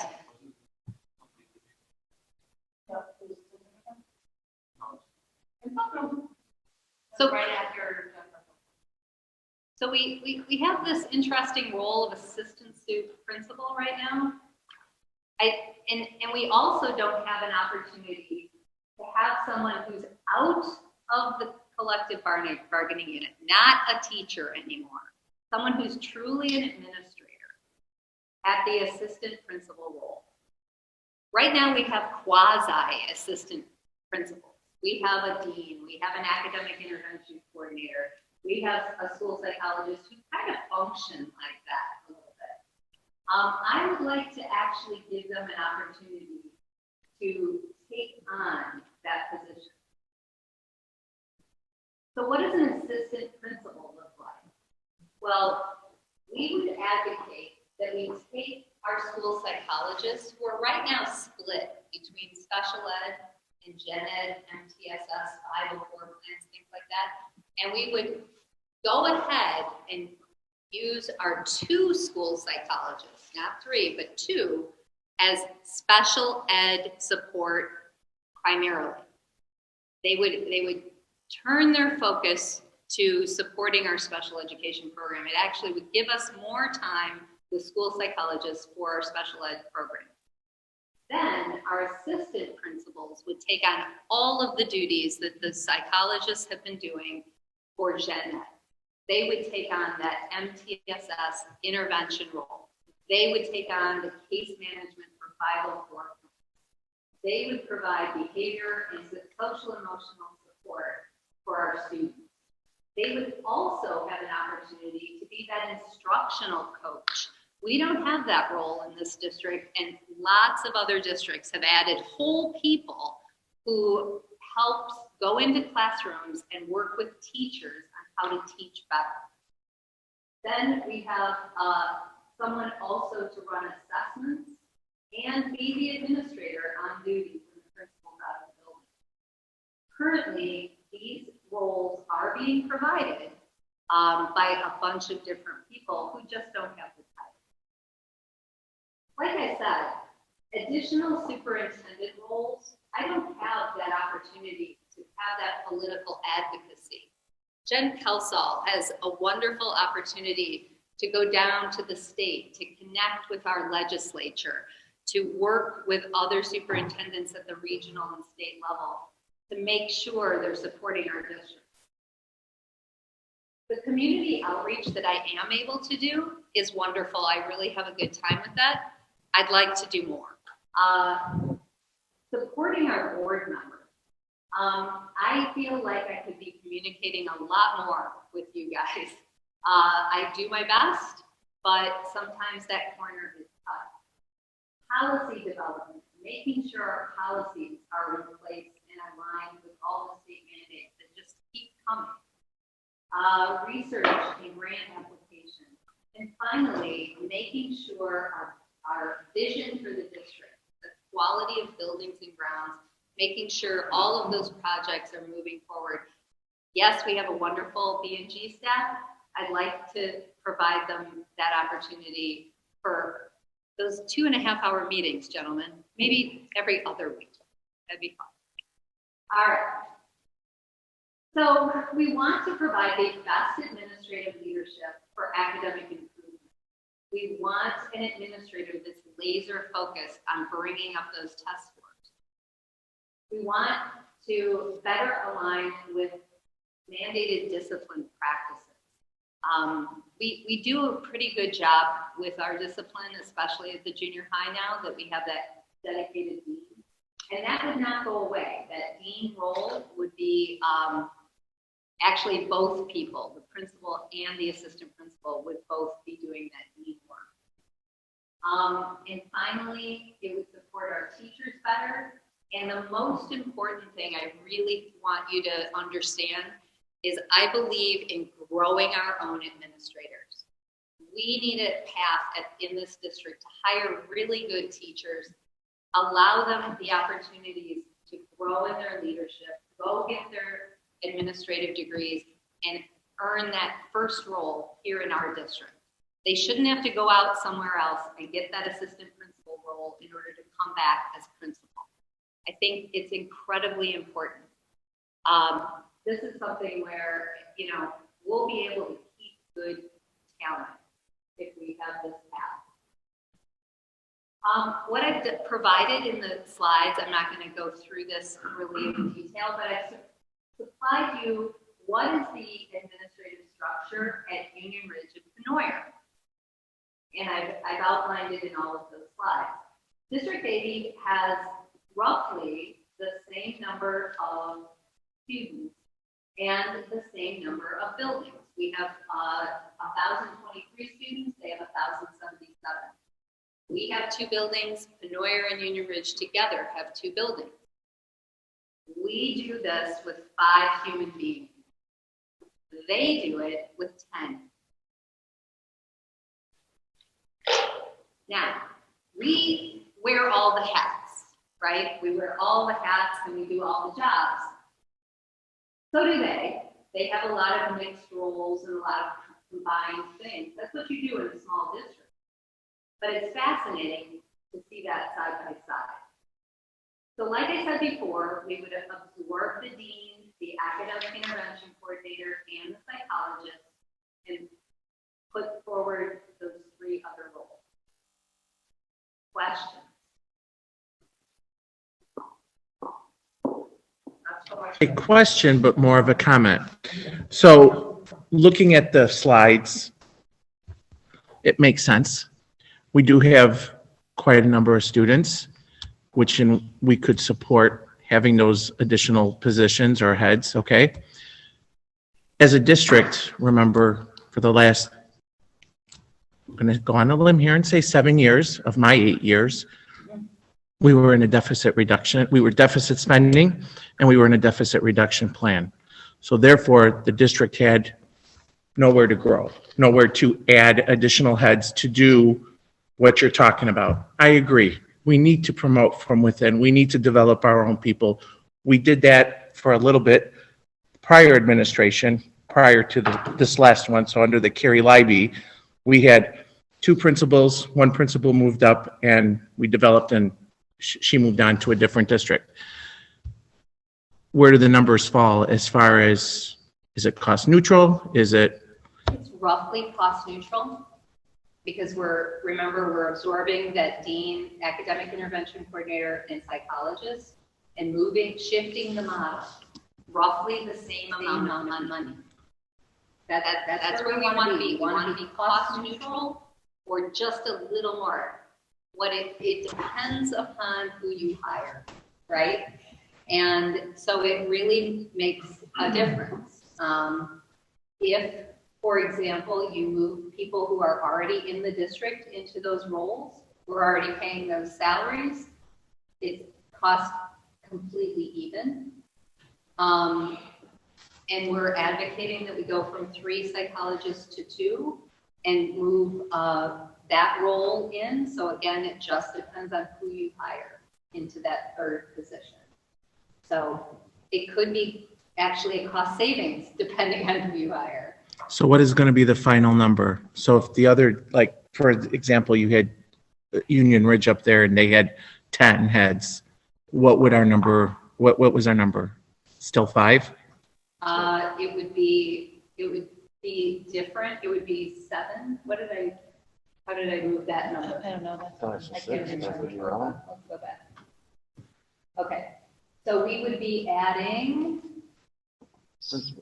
bodies. We would add, we still have a dean, but we wouldn't have a dean. It would be an assistant principal, so that's even.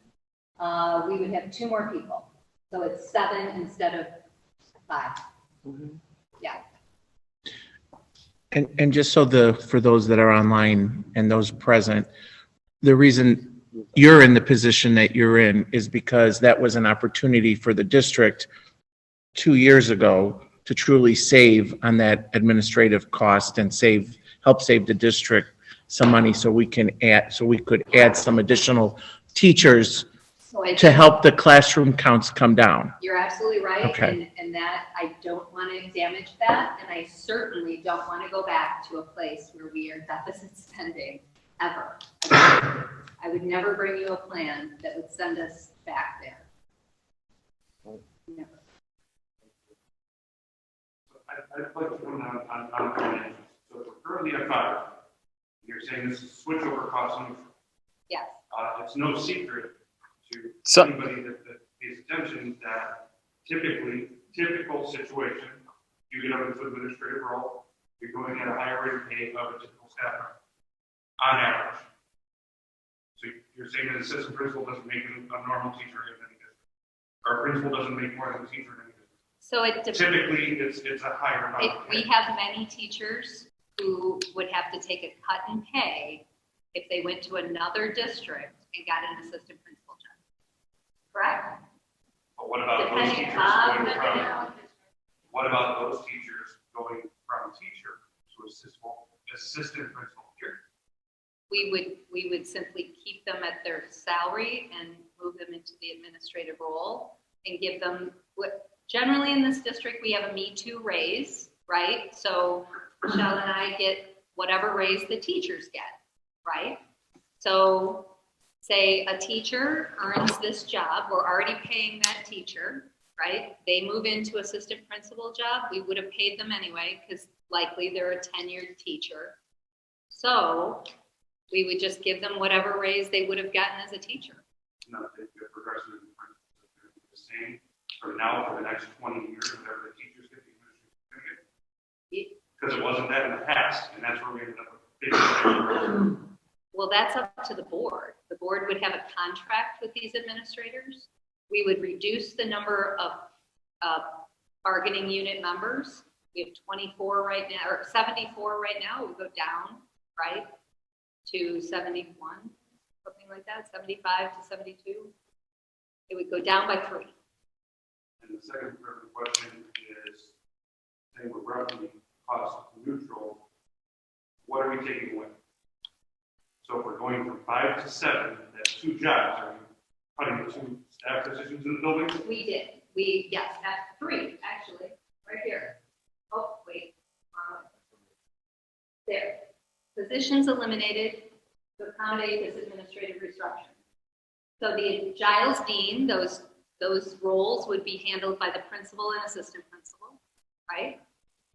The academic intervention coordinator would become the assistant principal. The psychologist that has all of this general education responsibilities would now be the assistant principal doing those roles. And the 2 psychologists who are left would pivot and be focused, on special ed. Why did we need 3 psychologists? I don't know. That was not my decision. And the matter of progression and social emotional and trying to be a more inclusive district and not just a classroom, by eliminating that third psychologist, are we taking something away from current tech? We are replacing it with the assistant principal who would provide that social emotional support and that general education MTSS 504 role. So the job is still going to be there, but we expand it into an assistant principal role that serves many other functions. And being off the bargaining unit also frees you up to be more flexible in the amount of time you spend at school, for sure. We're taking those 2 psychologists and taking the half of their MTSS piece that they each have, making it into this role, and then keeping the kind of pushing together their special education. We do a great job here of focusing on our lower 25%. This is why you see the red go down and not the yellow as much. Last year, right before we had IR, before we went out on remote, the 4th grade and I really spent a lot of time digging into the IR results for this year. And 17 of our students were 1 point away of meeting. 17. That would have changed our percent of meeting exceeding grade well for our 4th grade students. You know, so we put a plan in place right away of how to bring that middle up. This will help bring that middle up, because that's going to be the focus of that MTSS. Right now, we're focused on the 25th percentile, the lowest 20%. Not a number we're proud of, but that is where we are. So we need to bring that up. I have a quick question. Just to follow up a little bit to the question Tim had asked you, Ms. Palmer. How long has this district had 3 psychologists? 3 years. 3 years? Okay, thank you. Same with Billy Citola. Previous to that, our psychologist was from Lakeland. And we had 1 psychologist in the district that served the whole district through Lakeland. Their primary role I understand. was only testing students for special education. So when this district was a part of LASIK, we had 1. For When, both buildings. right, when the removal of LASIK occurred, that 1 went to 3. And it's been 3 years now. So we will still be doubling the number we had from when we were at least. Understand, thank you. Sam, I mean, the reason that structure, it didn't work. We had the one from LASIK, you had the parents that were not happy, their level of service isn't where they needed to be at. So when we split from LASIK, the thought process was to put 1 psychologist in each building. Don't remember why we put the 3rd one in, I'll be honest. But I know the goal was to put 1 in each building to service both the needs of those special ed students and those schools.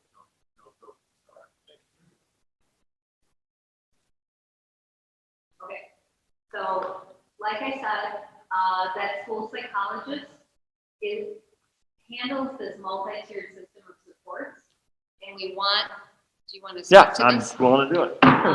We want to move that to where it should be, which is general education. We've been using our school psychologist for this role because we had an abundance.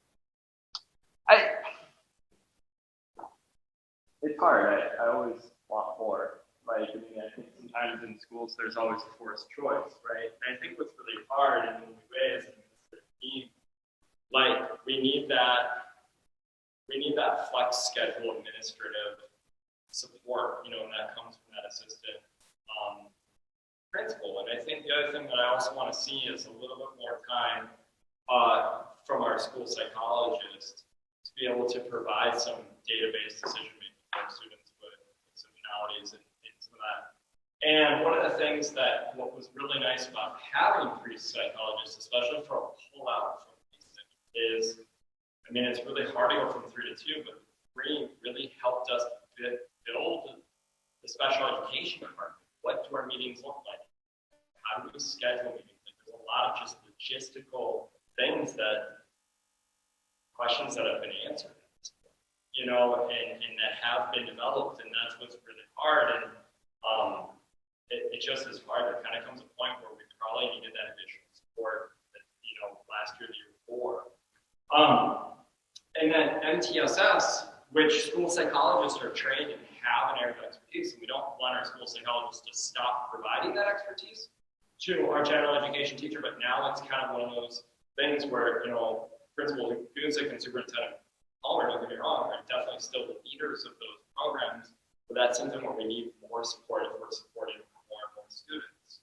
And they've spent a lot of time facilitating this MTSS. That's something that, like that, I wish that the title didn't matter, but sometimes the title does.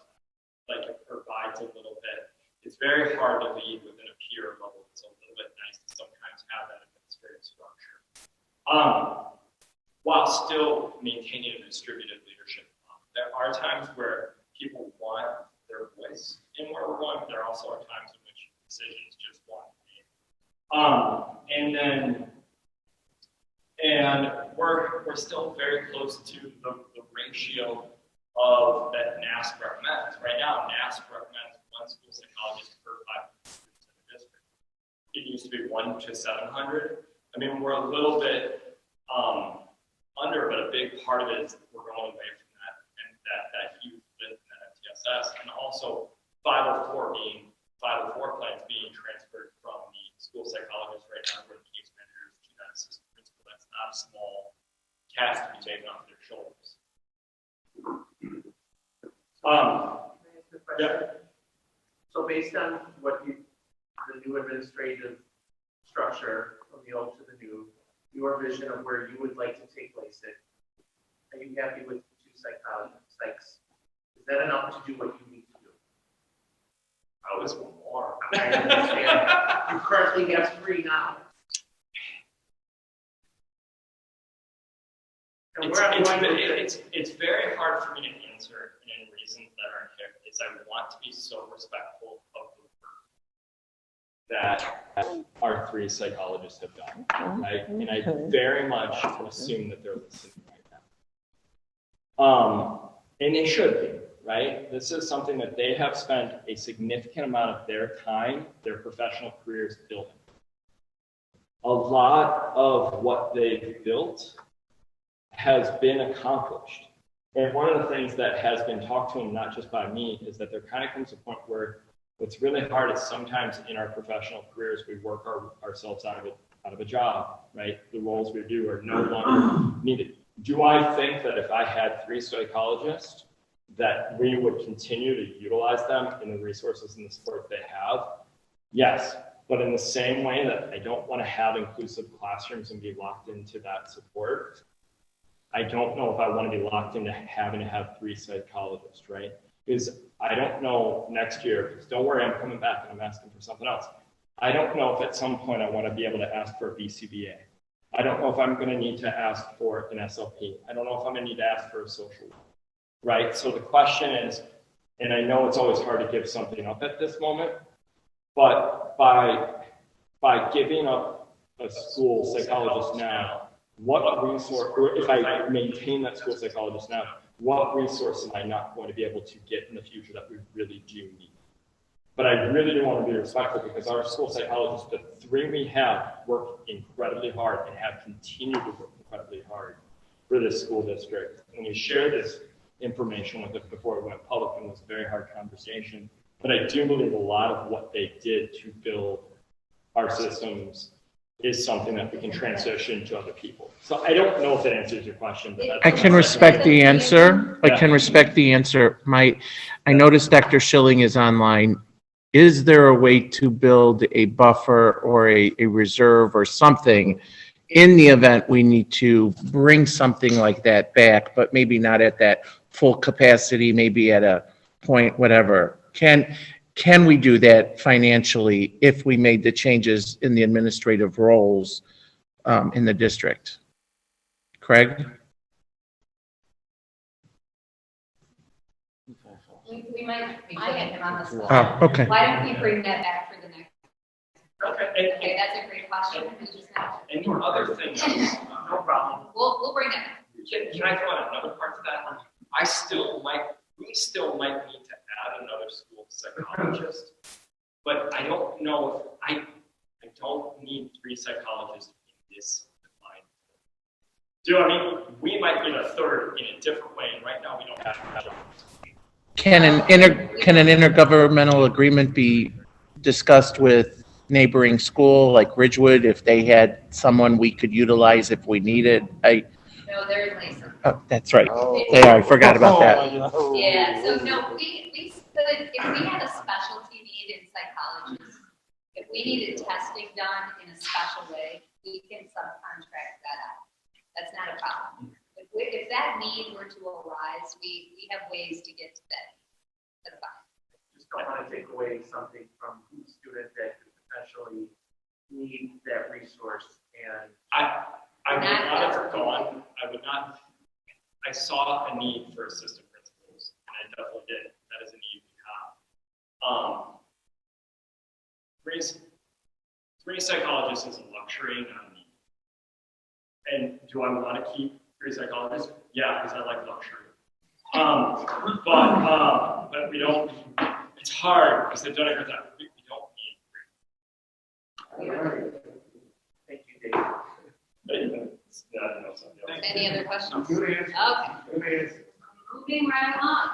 Our third focus is finances and our supporting our academics through fiscal responsibility and building improvements. We are super excited to bring tonight to the board the approval of next year's preschool and kindergarten fees. We need full day kindergarten as an option back. We would like to propose to the board that these fees remain absolutely the same as they have been in the past 2 years. So adjusting for inflation, it's actually a decrease, if you think. There actually is a slight decrease in the kindergarten full day option proposed fees. Previously, they were $250. This year, we are proposing. There you go. There is a slight touch. Tuition, no change. And we compare very, very favorably to other options for preschool. So we're super excited about bringing you that today. Wait, Ms. Palmer, I have a question on that. Before you go to the next slide. Sure. Mr. Berardi had brought something to my attention this week, and I'm going to turn the floor to him. I know he's got a question relating to the preschool aspect of it. Sure. Preschool, how are we getting this out to the community knowing that we have a program? Because I was approached by 2 clueless of what they don't know. Their kids are young. Obviously, the oldest is going to be in preschool. They had no idea. As well as the second part of the question is there a limit to how many kids we are accepting until we have to go to another class, which they might go on the waiting list? Correct. Yes, that's a good question. We have a whole process. So last year, we sent out flyers, got all the word out. We haven't been doing that yet. Quite frankly, we need to prove these. The first question people are going to ask me is how much it costs. And I can't do that until we prove the fees.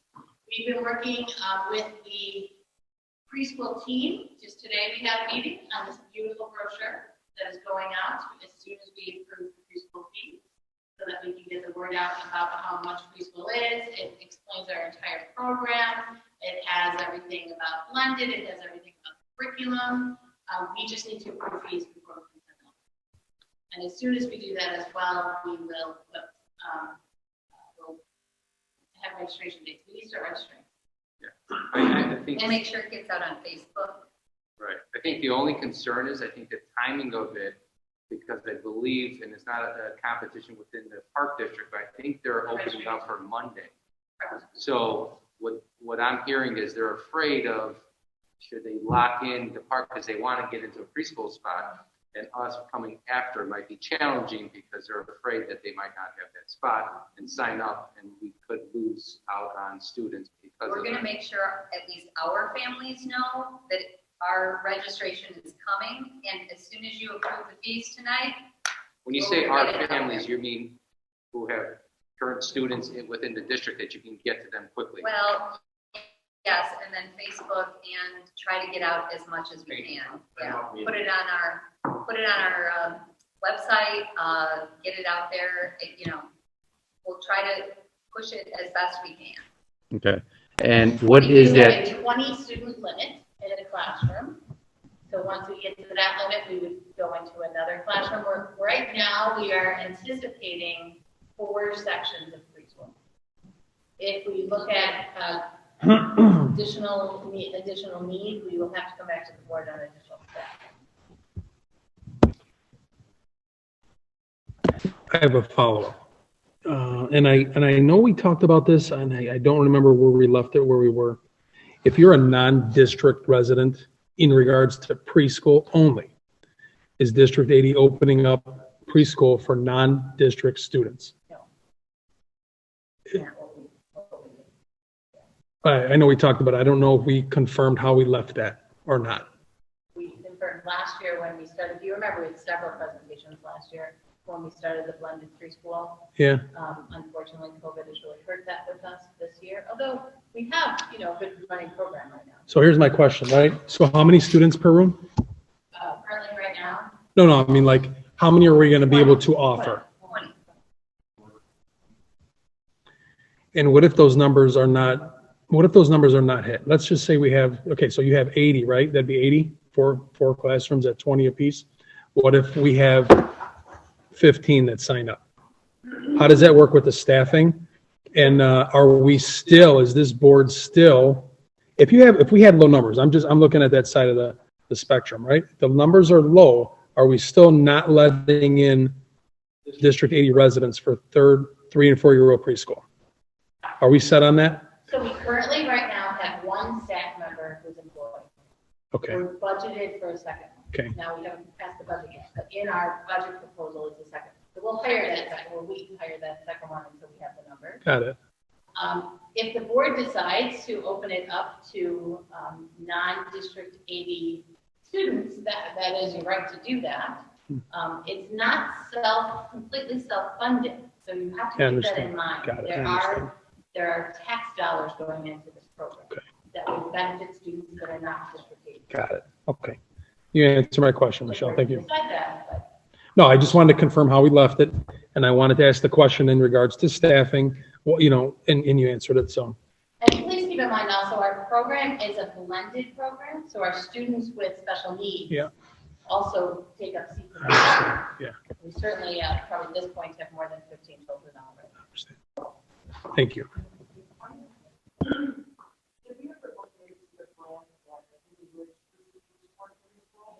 Yes, we apply every year for that grant.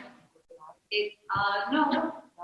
Well, actually, last year we were approved, but not funded. They didn't have enough money to fund all of the people whose applications were accepted as good. And Okay, it was like $300 million. It was great number. I had that presentation up under the administrator. yeah, It was unfortunate. It's called a Preschool for All grant. We'll keep applying.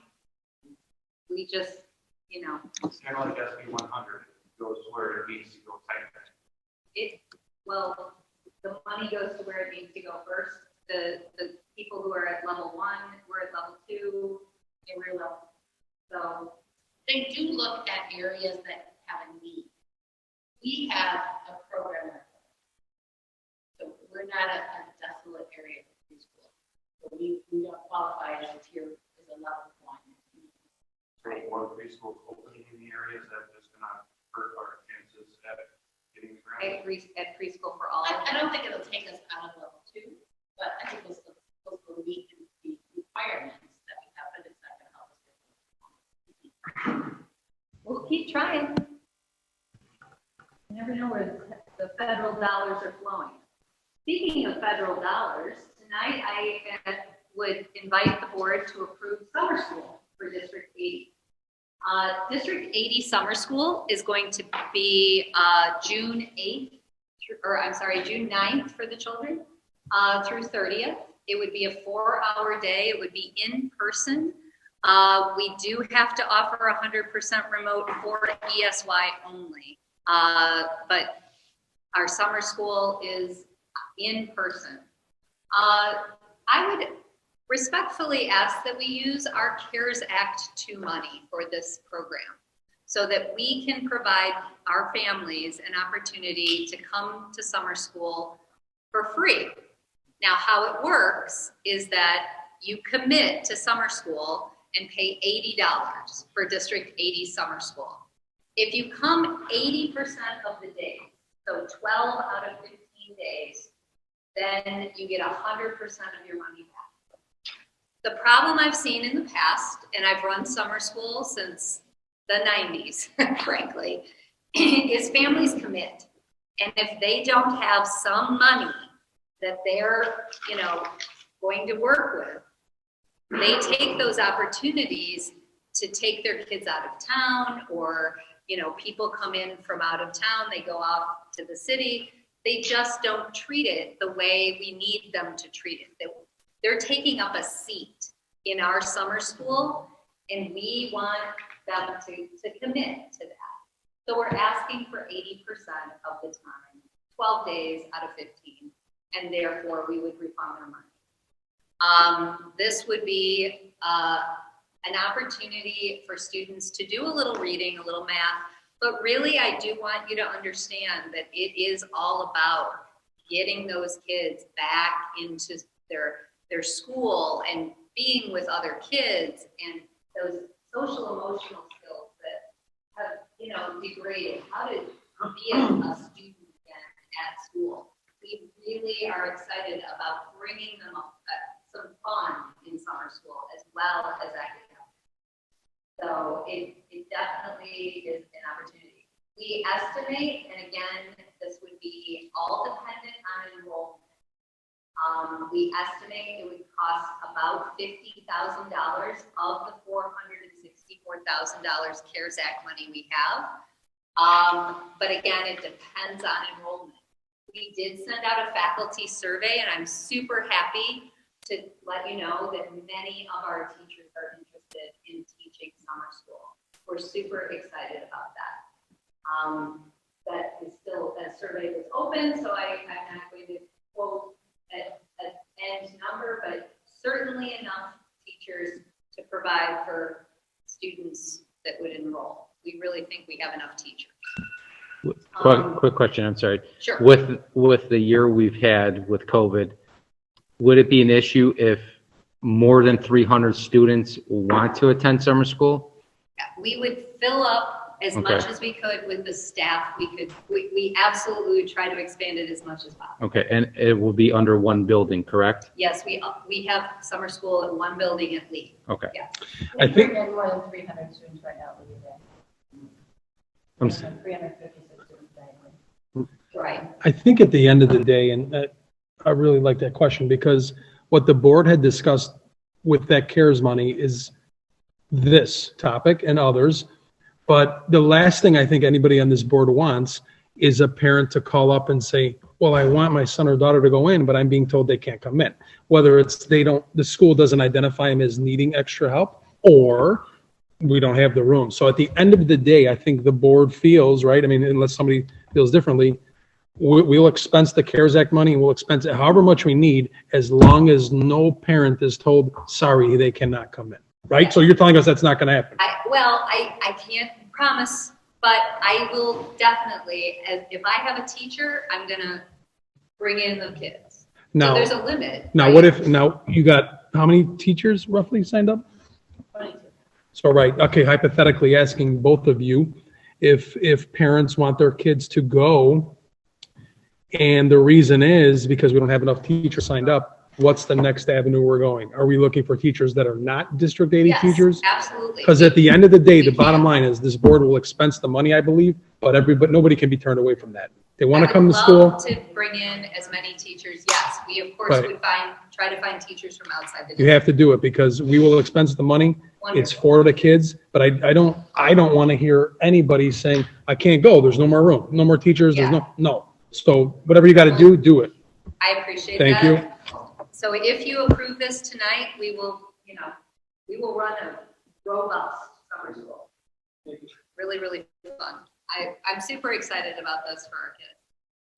We also have to provide, as part of a LASIK pullout, we provide a comprehensive special education program, and that includes extended school year. We've done this every summer.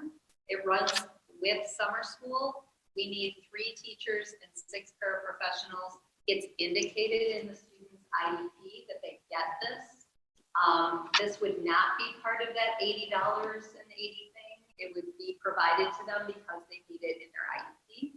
It is a district expense. We do budget for it.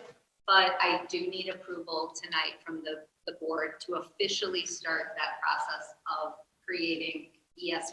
And can I say something real quick about ESY? Yeah. And this is just, I just never want to miss an opportunity to say this. ESY is not summer school. It's extended school year, and I know Stephanie wasn't saying that. Yeah. But the reason why I always say that, and this is a requirement per their IEP, but sometimes they get confused with each other. So any opportunity I get to like really say that very clearly, I always want to take. Good. This is for students who, if they miss summer, they're going to regress significantly over the summer, and we want to get into the starting next year at the same place where they left off or as close as possible. So I just always, Good. it's the special ed director in me that always feels the need to say that. Fantastic. Will you be overseeing Yeah. that? The three of us are the administrators for both summer school and soccer. So we tag team.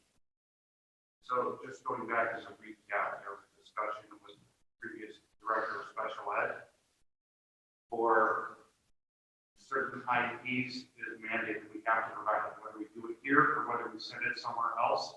That was the program that was created in that discussion. That's what had to be put. Hey, gentlemen, are you ready? You guys want to keep going or whatever? I need to sit down. Here's what we're gonna do. Let me You just wanna say, take a break? let me say, no, I don't want to take a break now because Mr. Rossi, Mr. Vitale have been waiting. you're welcome. But after they're concluded, when they're done, we're gonna take 10 or 15. But go ahead, All guys. right. Yay. Okay. That computer. This one down.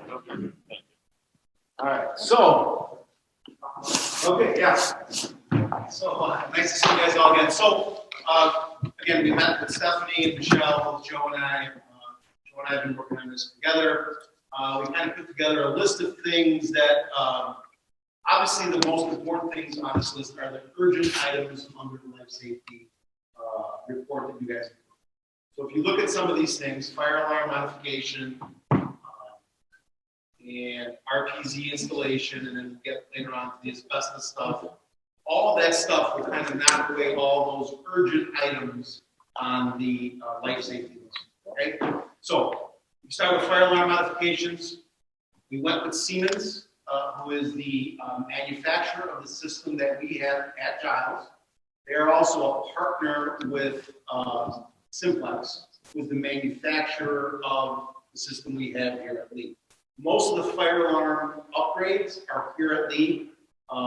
Joe was able to work with both buildings going through the annual inspection, and they found a lot of items that were not working where they needed to be. So we took all those items plus Alan's list of life safety items that were not up to the standards, and we put them together so we have a small project.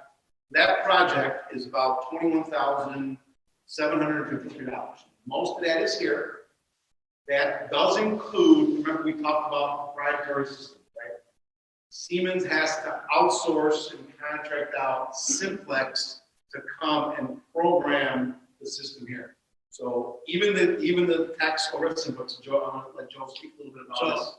Keep in mind, I've actually contacted probably 3 or 4 different fire alarm companies, and everyone says the same thing. I tell them Simplex, or I've said, sorry, nobody has access to this thing. So what happens when you make modifications of a system, you have to program it to accept the modifications. There is nobody that has the capability except for Simplex. So that's part of it.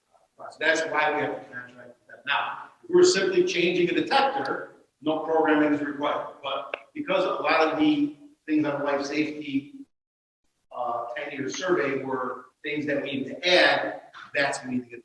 So there's that. Seal coating in the parking lot. Now, so we'd like for you guys to approve that Tonight, it's on their agenda. so that we can schedule that for spring break when the building's going to be almost empty, so that we can have that work done. That's the thing that we'd like to get done. The next thing we talked about was seal coating. So I have 3 quotes in hand right now. We'll be coming to you in March with those numbers. Basically, we broke up both buildings into 3 zones: parking lot areas, courtyard areas, seal coating, crack filling, and lining. Lines. So all those numbers, we already have those. We'll be coming to you back in March to approve those. Lee entrance and gym doors. So, you know, if you want to know, I promised I was going to get this done a while ago, but the original cost came in way too high. So we kind of went back to the drawing board. We talked, you know, originally when Alan drew the doors, they were aluminum doors in the gymnasium here. We changed those to hollow metal. I like hollow metal interior anyway. The reason you use aluminum doors on outside doors is because obviously they won't grow in the water and stuff like that. Inside, really hollow metal is better, and fortunately it's cheap. So we made some of those changes. We've met with 8, 9 different door manufacturers going all over the place. So we think we're in the right path right now.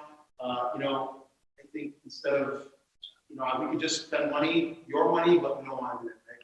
We want to be frugal, be efficient. So you're pointing at Fiona. I'm saying possible. Yeah. She's the Lee entrance. The gym doors are under the grant from Correct. the state. Okay. So she's the Lee entrance. Yeah. The gym doors would be under the already approved payments. Yep. Got it. Okay. We don't want to spend that money just to spend it. So we want to make sure we get the best use of that and most efficient. So we've met with plenty of different contractors, and we think we're on the right path now to get that done. We'll come to you with that. Furniture, I know that Michelle and Stephanie have done a lot of things, so maybe you guys can talk a little bit about that. Maybe you guys have seen that furniture, and they've gone on several, places to look at that. So, We're super excited. We know that NSF has generously pledged to raise money for our STEAM labs at Giles, and we would use some district money and/or CARES Act money, depending on what the board wants to do, to finish out the STEAM labs furniture. So we would have, that done for the start of school. So we'll be bringing forward a proposal for that in March. and then on the STEAM rooms, Joe and I are going to meet with the science. The last part of the build out is gas locations. So we tried to find creative ways of getting gas down to cables. So Tuesday or Wednesday, we're going to be meeting with the science team and finalizing those so we can start putting in that infrastructure. So that'll be that. Building signage, we're looking for a grant from a local department. So we'll be coming to you again in March with those final numbers. Giles Library, again, we're looking at upgrading the furniture. But one of the things that we want to look at, the floor at the library is kind of difficult. There's carpet over the entire floor. The middle part from door to door is concrete, but the wings are both 3 levels of plywood. Kind of strange, and really we don't know why that is, but Joe and I we've drilled some holes. We've determined that there's no asbestos containing materials in that area, which is good. Otherwise, that would cost us a great deal to remove. So right now, we're kind of looking for remediations on what's the best way to, take out the flooring and add new flooring that'll be more conducive to the things that I know Stephanie wants to do. So that's kind of what we're looking at there. Tiger territory, we're also looking at some furniture upgrades in that area. Again, I know Michelle can speak a little bit about that because she's been involved in that. Yeah, so when we're looking at building out that library, that media center, we have some furniture needs that we're gonna need to put in there. The configuration, moving things around. Okay. And then RPZ installation, we have some quotes for about $12,000. We also priced out RPZ says that we think that's something we can do in-house. So we're going to be able to save probably about 75%. So we're working on some things there. So And that was noted on the life safety for sure. and that was one of the urgent items on life safety. And then those things then have to get certified by a certified plumber every year. Changing rooms at Giles. So we talked about providing some changing. Now, Pat, 1 second, I'm sorry. Sure. Whoever's phone's on, can we silence that? Been a couple of times now, and I'm sorry for that disturbance. okay. So changing rooms at Giles, by putting the changing rooms at Giles out in Anderson Hall there, we're gonna be eliminating 17 life safety violations that we currently have in the locker rooms downstairs. So that's quite a bit of savings by just moving the changing rooms. Not to mention providing ADA Wow, that's the other thing. accessible changing They're rooms. not ADA accessible. How, wait, you're gonna move them into the area, and I'm missing some, those aren't ADA, those aren't. The locker rooms downstairs are not ADA. Okay, yeah, We're gonna take the locker rooms out of there because they're not ADA and there's, like I said, 17 violations that we would have to correct. Okay, yeah. Down there. It's gonna save us a Bring them ton of money. up to life Yeah. safety. So we're gonna, by eliminating those as, student areas, we can remove those things that are causing life safety issues and then eliminate those off the list, and we don't have to pay for them. And, I gotta commend Stephanie and Michelle for working with, and I forgot the gentleman's name, but did a terrific job moving out all those records and, storing them. Mr. Kokalius, yes. So, Yes. it was great. So, using it as storage, great idea. Don't need to access it. Don't need, the value. So that's that. I'm going to talk a little bit about frequency drives, and what you don't see here is a lot of mechanical work, because, and I'm going to let Joe speak to this, but with the new federal stimulus money, we're trying to get a lot of phone calls, Johnson Controls and Train and Carrier. Some of the big companies are starting to cold call schools because we're hoping that with this federal stimulus money, they're going to give us money to do a lot of EAS, chiller, ventilation.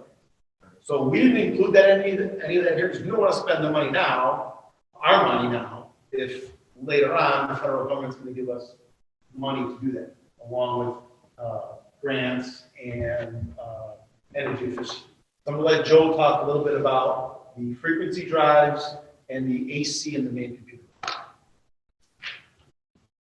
Okay, the AC in the main, that's at Giles. Yes. So, we have a server room at Giles and, the computer equipment gives off heat. It's only supplied, it only has one vent in there. So in order to cool that in summer, you would have to run an entire chiller for that little, it's like a 10 by 10 room. Yeah, I don't think it's that big. So anyway, we did have a proposal to put a new, regular, its own split system or ductless split system in there, air conditioner. We're going to do that ourselves. We can do that this summer. The frequency drives, those are, and we talked about this before, those are what, those control the speed of all the fans for all the air handlers. And what it does is, depending on the room, so every room has its own damper that controls air volume to each room, right? As it needs that damper will open. Well, as more dampers open, you need to increase the speed of the fan, and if those dampers close, then you reduce the speed of the fan. So that's what the frequency drive do. They control the speed of the fan depending on demand. Well, here at Lee, they've been replaced, but at Giles, they've not been replaced, and majority of them, in fact, almost all of them, are not functioning properly. So those will need to be replaced at some point. We did get, we got a quote to replace a couple of them at this point. Once again, those are something we could probably just purchase those, install them ourselves, but we will have to have them programmed into our BAS if we do that. We do not have to replace them all at once. We could do them a couple of times. Some of them are functioning, but not functioning the way they're supposed to. Some are not functioning at all properly. So, it's kind of, it's a process where we can do along the way. Like, we don't have to do them all the time.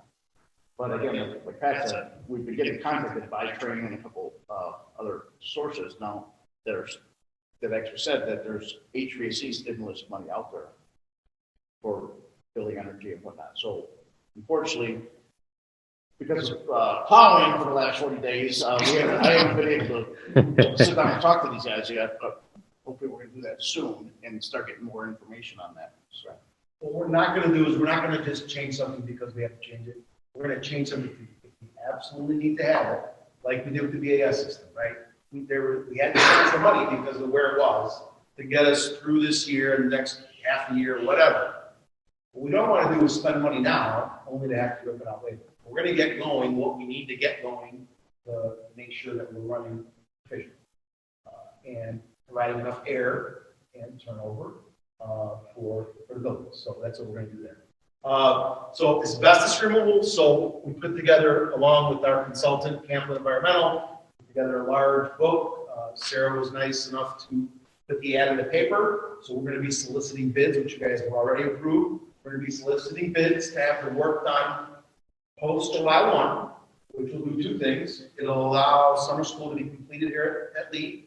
It'll also allow us to kind of, the busiest time of year for asbestos is June 1st through July 1st, right? Schools that are going to do major work July and August, we want to get all the asbestos off first. So in that month, you're paying a premium. In July, there's not a lot of asbestos work going on in schools because that was all done. Now they're starting to put things back. So a couple of reasons. We have summer school, get that better price. So we're going to be soliciting the removal of the asbestos in the rooms that we mentioned. And one of them includes the Lee Faculty Lounge. Again, it's going to allow us to remove the carpeting, which never should have been in the lounge, that never should be allowed in the lounge.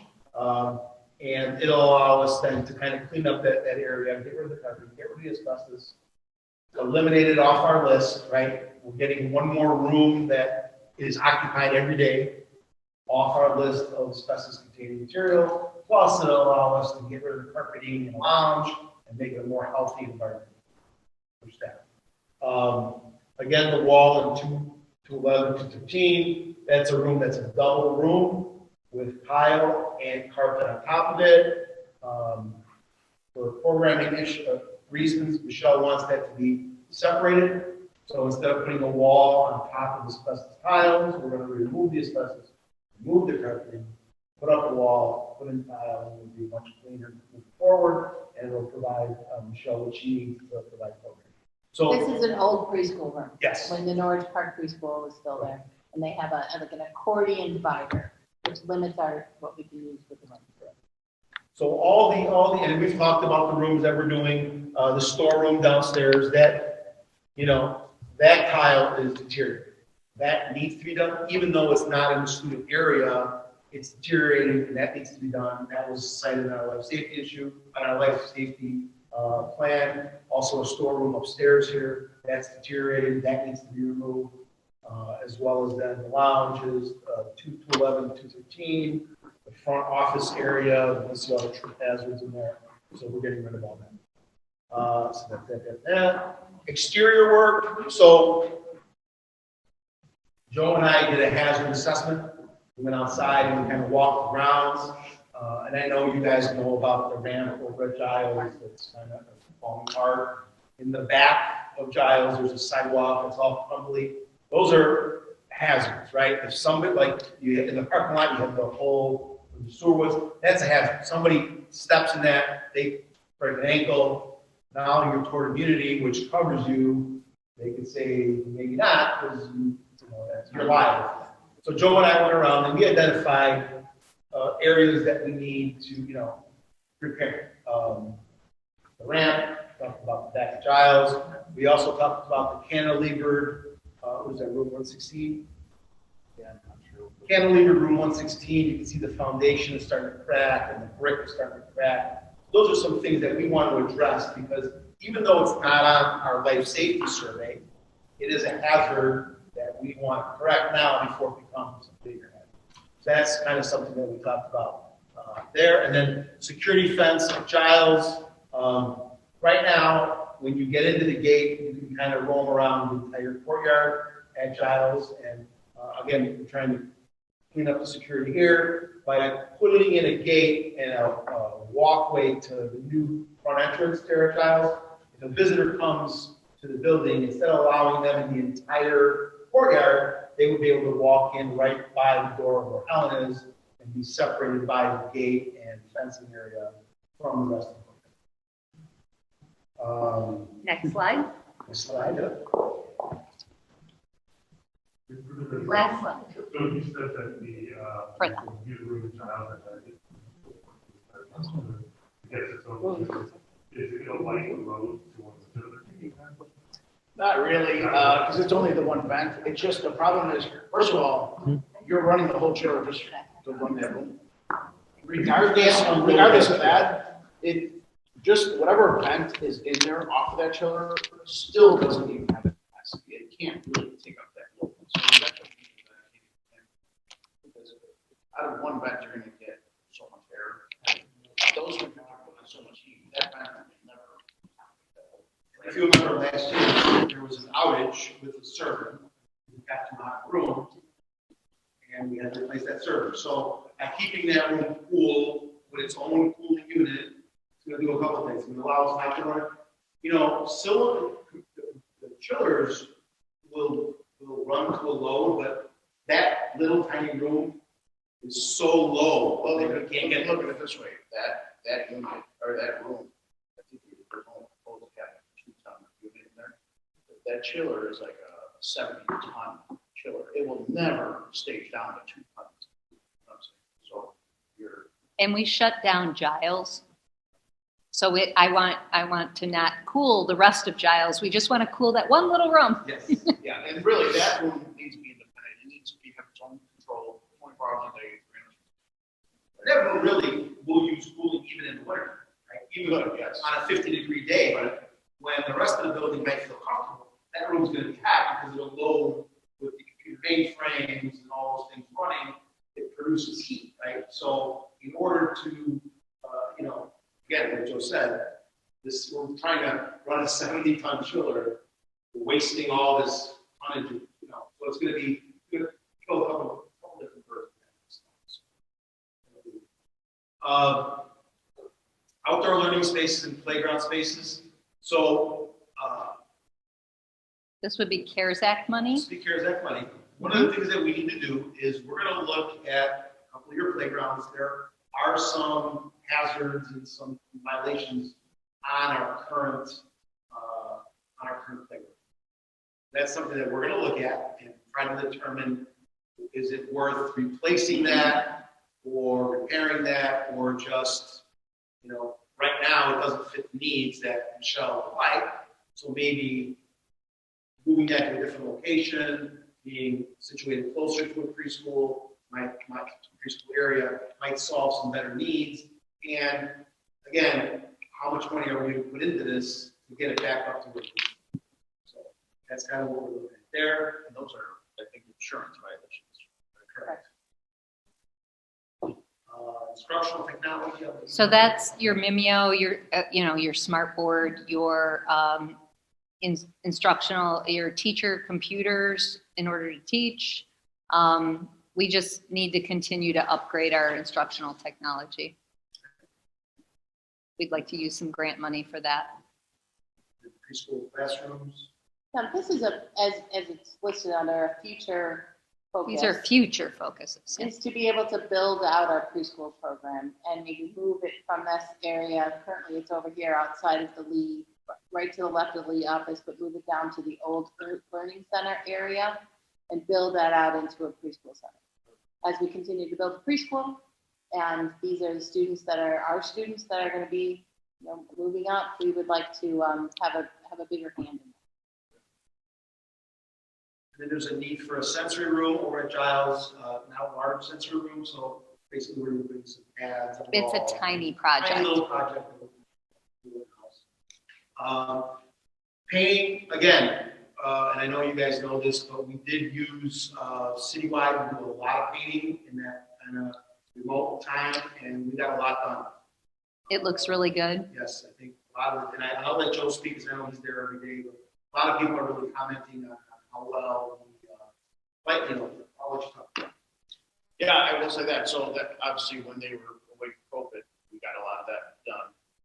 The majority of hallways here, we did majority of classrooms. There's a lot of hallways here were already done. So we did maybe it was about 10, 12 classrooms here about. And at Giles, we focused more on the hallways there. But it was pretty interesting to come back and teachers noticed instantly, right? I mean, as soon as I got back, I said, wow, they know something different. So that's good to see that. So obviously we're gonna let the, hit the classrooms there then.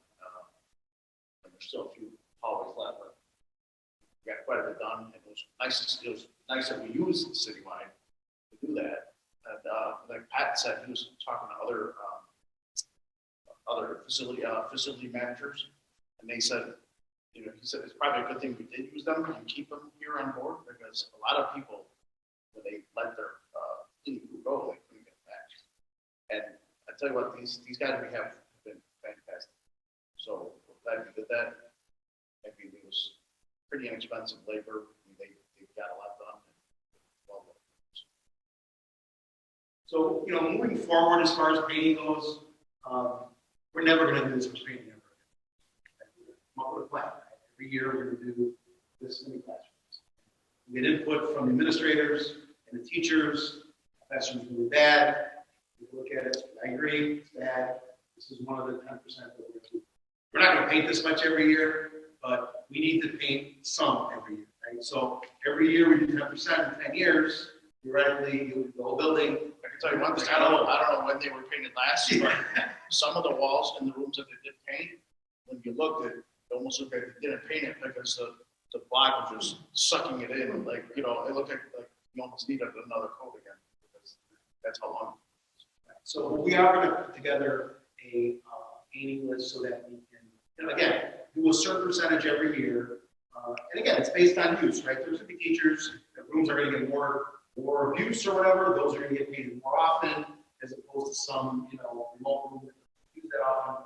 But we can't put this much resources painting every year, and we're not going to have it, right? We're not going to have citywide with 2 months in the middle of the year, every year free, just go around and paint. But moving forward, we're going to kind of put together a program, say, look, 10% of the year, boom, we're going to do it 10 years, and so.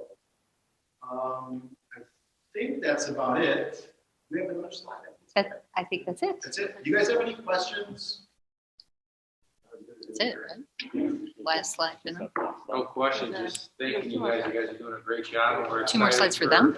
For the future. You guys we try to, we're trying to outsource as little as possible. You guys see the bills. You're not getting a lot of bills from outsourced companies. The guys are doing it all themselves. Was there one?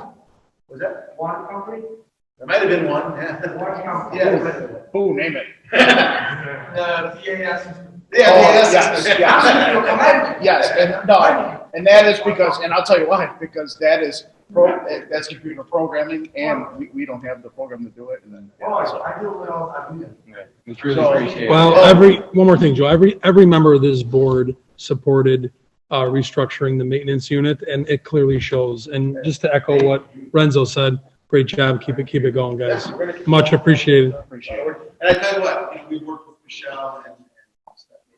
We really make a good team, we bounce ideas off them. Stephanie wants to go. No, that's fine. And then we're good. One last thing on the HVAC. So obviously, when summer came, we got a lot of those cooling issues resolved. But now came the heating season, right? Not knowing or getting into it, and every day I'm getting emails like, "Hey, I'm too hot, I'm too cold," and so now this is it's tied in but kind of separate. So the way the heating works is, you have these radiators throughout, it's hot water heat throughout the school. You have these radiators, and each room, their thermostat controls a zone valve. Like, see that orange thing up there? That's a zone valve that controls the water flow, how much water flows through your radiators, whether you need it or not. Right. Well, I'm starting to find multiple faulty zone valves now. So that, so our automation is doing, thermostat's telling it, yeah, open or close, but the valves are bad. So none of them are opening and closing. So some are too hot, some are too cold. So I'm gonna have to replace multiple valves. It's not a huge expense, but it just, and this is something that could come out of our regular maintenance budget, but it's just, another thing that we're gonna be. And luckily we have a pipe filter, because what we do is we'll drain out the system, we'll take out that valve, put in a new valve, tie it back in, and like Joe said, we get it. I noticed the amount of savings. A lot of health community would notice the amount of savings. And you guys, is there a way we can have something that shows the amount we spent? I don't know, last year before on contractors as opposed to Well, you guys would know more. I don't know. That might be, it's not an exact dollar, more like, Well, no. we can do like, in prior years, we had to do this. Now we're in a situation where this, and it's totally. Well, I can tell you one thing, just from some of the stuff we've done and some of the quotes we're getting and some of the, a lot of the stuff we've looked into, most of the times these quotes we're getting, if we look at the material and we do it ourselves, we're looking at saving probably at least 50%. Perfect example, our ejector pump, that I think, I don't know if we had that, if we did, no, we didn't have that quoted, but I thought we had a price on that. Like it was, one of those was replaced back in 2015, I believe. And I think it was like 10 or 12 grand. Well, I bought the pump for 5,000 and we did it ourselves and it's 5,000. So, yeah. So. Yeah, so it's going well. So we just gotta keep going. It's not done. We're still got a lot of stuff to do, but we're getting there. And like I said, we're working with Michelle and Stephanie and Joe and working together. And There's a really good thing about citywide. I think we were glad that we had the opportunity to do citywide for free. The timing was right. Kids went to school, the big window of time. So by all indications, citywide was glad to have provided that. So in the future, do they think that we're going to ask them, guessing that we're going to do that? so they have a project department where, the guys and gals that we have now aren't painters. They're cleaners. They have a project department. If we wanted to say paint a section of the school, they have painters. Right. They actually have like a building maintenance department. But here was the deal. We basically proposed it to them to say, listen, we don't want to lose you. We want to keep you busy. So how about if we have you paint instead of clean? And we pretty much straight out said, we don't want to pay any extra for it. We just want to keep you busy. And then they agreed with it. So it's kind of, and actually they thanked us, and even especially the staff, the crew that's here. What's his name? What's the guy's name? Oscar. He actually came up to me and said, "Thank you for because one of their bosses or whoever came out." And I said, "No, we don't want to lose your people. That's why we're offering this to you." He came up and said, "Thank you for speaking highly of us. Thank you for doing that." So we're really worried about, it's not going to be there every year. 10%. Thank you. Any other questions? Wonderful. Thank you guys very much. Thank you. Thank you very much. So the last slide to conclude this wonderful presentation is really next steps. So where do we go from here? Tonight, we are asking the board to approve a couple of things, especially highlighting our preschool and kindergarten fees, our summer school and ESY, little things like that, fire alarms, a few things. But really, we are going to be sending out a survey tomorrow morning for our parents to answer about full day instruction. So that will be fascinating. I'll be watching it, a little bit like a stock ticker all day as the parents respond. It'll be very fun. We will also be bringing forward to the March board meeting projects from B&G. We would be bringing back some staffing because tonight, of course, we're doing that RIF and that non-renewal. So we start building back next board meeting. We are going to be, our teachers are working very hard to adjust their instruction in response to that academic data that's really already started, but also moving into our full day plan and really continuing to plan for that full day. How will that look? How will that work? For example, at Giles, students will eat in their classroom. They will stay in one room all day and they will eat in one desk all, so one space that would be their own. So when you think about it, normally Giles School, we all eat at the same time. 250 kids in the cafeteria and 250 kids at recess, and then we switch. So now we had to figure out a whole new schedule so that each grade level had its own unique lunch period. So it's been fun. I love schedules, but there's a lot of logistics. So that's why we're saying after spring break. But we're still very much ahead of other schools. I did have an opportunity to talk to Union Ridge, Mike McGuire yesterday. They'll be going back full days. They're proposing May 15th. And so, and we're right now, a lot of our students are 5 days a week, half days, and they're not anywhere near that. So we're not that we're competing at all. They have their own challenges, their own situations, just to give you a little perspective. Other schools are not being this bold, for sure. So we're excited. We want to see our kids back in the building. All right, and that is all. One quick question, off of that for the board, which we mark to vote on the staffing. What is the date for the CDA for assignments? So we tell them by April 1st. We start building back as needed. So last year we didn't hire some people till June because of the need. So April 15th. April 15th, sorry, not April 1st. Sorry. Texting. That would be during, spring break. That would be silly. But yes, we tell them where their assignment will be. Yeah. Any other comments, questions from the board? What I'm going to ask for now is a motion to take a 15-minute break and then resume after 15 minutes. So can I have a motion to do that? Right here. Motion made by Louis, seconded by Cindy. All in favor, say aye. Aye. Any opposed, please say nay. We're live, we're unmuted. All right. All right, I'm going to ask for a motion to return to open session at 10:01 p.m. Motion made by Frank, seconded by Lou. All in favor, please say aye. Aye. If there's any opposed, you can say nay at this time.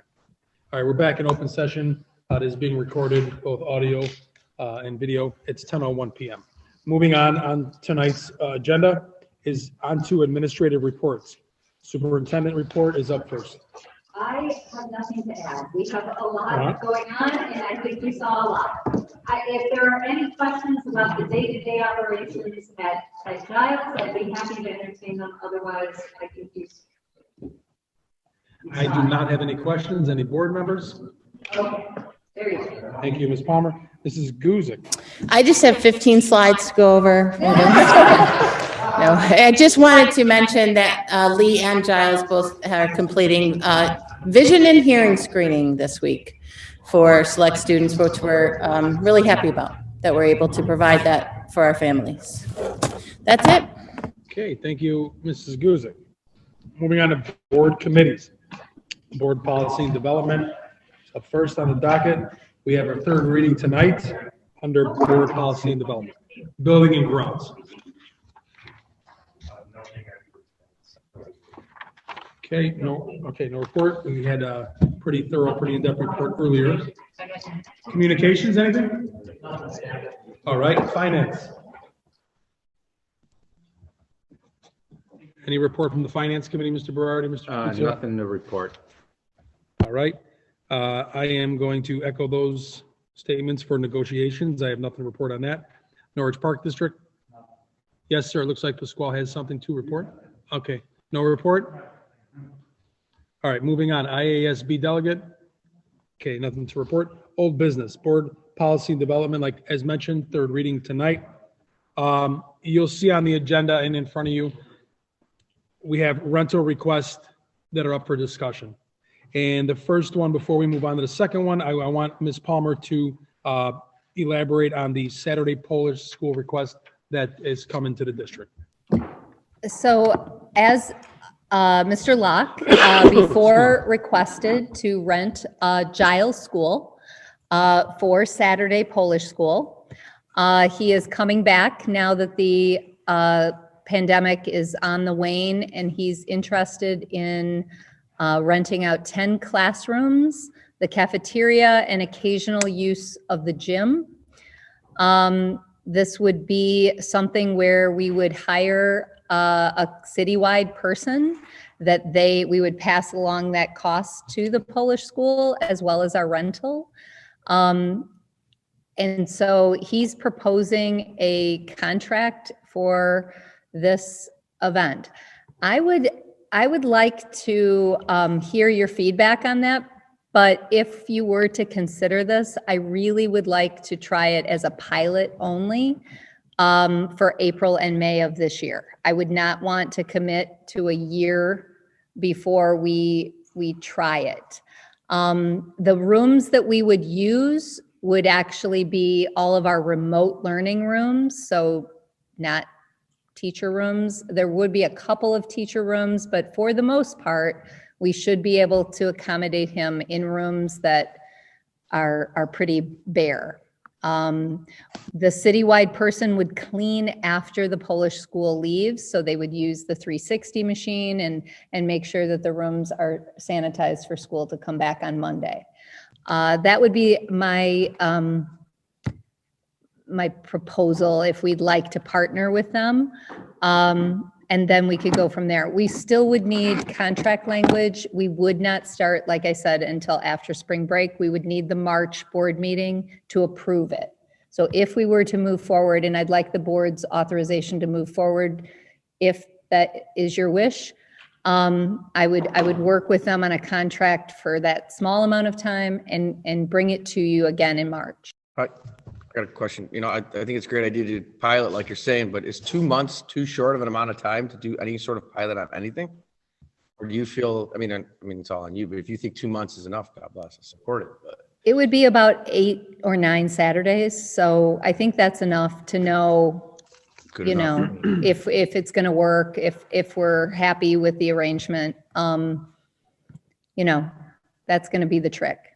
I think, I just want to say something. I think the challenge with this, and I think we battle with this topic about being able to rent and opening the doors for opportunities like this. But I think our biggest challenges is going back to liability, the safety of the building, the wear and tear. How are we going to control them to these classrooms? Who's going to be, you know, the supervisor on staff to make sure that they're not roaming the halls and could damage other property? I think that's our biggest challenge, and my biggest challenge as well, to move forward with this. You know, we're finally in a healthy financial state right now, right? Yeah. Is it worth a couple extra $100 for that liability that opens up the door? So to me, I think those are my challenges with that.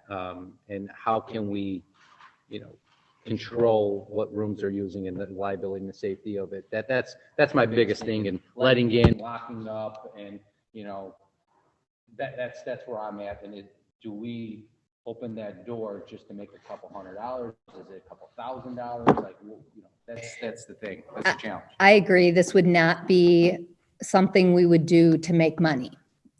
That would not be my goal. My goal would be to partner with a community organization that has a strong tie to District 80. It would make us money. I would make sure it made us money. They do have to carry their own insurance as part of our contract.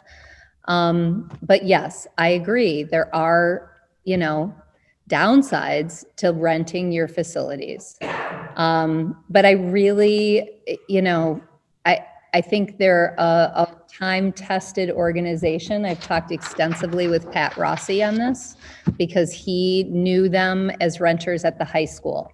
And the only reason the high school wanted to move away from it is it was a bad fit with a high school where they've got athletics and activities going on 24/7, 365. And the Polish school, you know, is bringing in little kids. So it was just a bad combination, whereas nothing's going on in our campus. You know, I would, you know, work with Mr. Locke to find out how many of these kids are District 80 kids. I think a lot of my students attend ethnic schools, and I do have a lot of Polish students. So I would have to get the exact count, and it would depend on, you know, their ability to recruit. If I'm limiting the number of Saturdays, it might be trickier for them. So I don't know if it would work. It's just an idea I had to try it.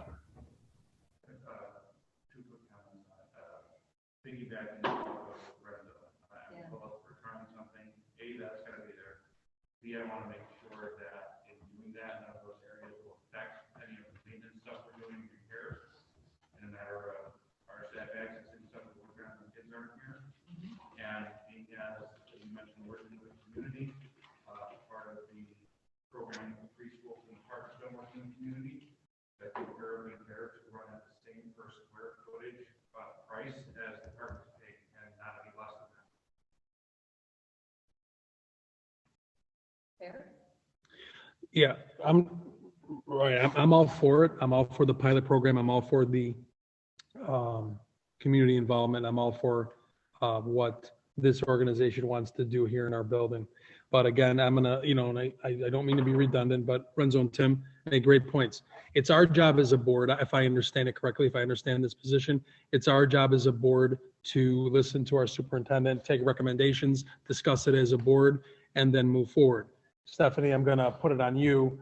If you believe this is a good idea, then the logistics need to be worked out, presented to us as far as contract language, piggybacking off Tim, supervision, who's going to be here in the building, all the way down to parking, liability, how many students are District 80 students, that may factor into it, they may not, maintenance piece of it. So if you can work out the logistics and present it to us next month, I'm all for it, as long as it makes sense for the district and it protects the district and its students and its staff and its property.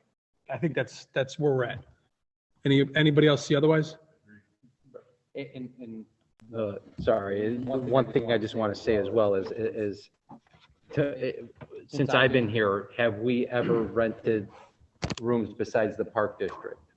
And to piggyback on that, what I look at is always looking 10 steps ahead.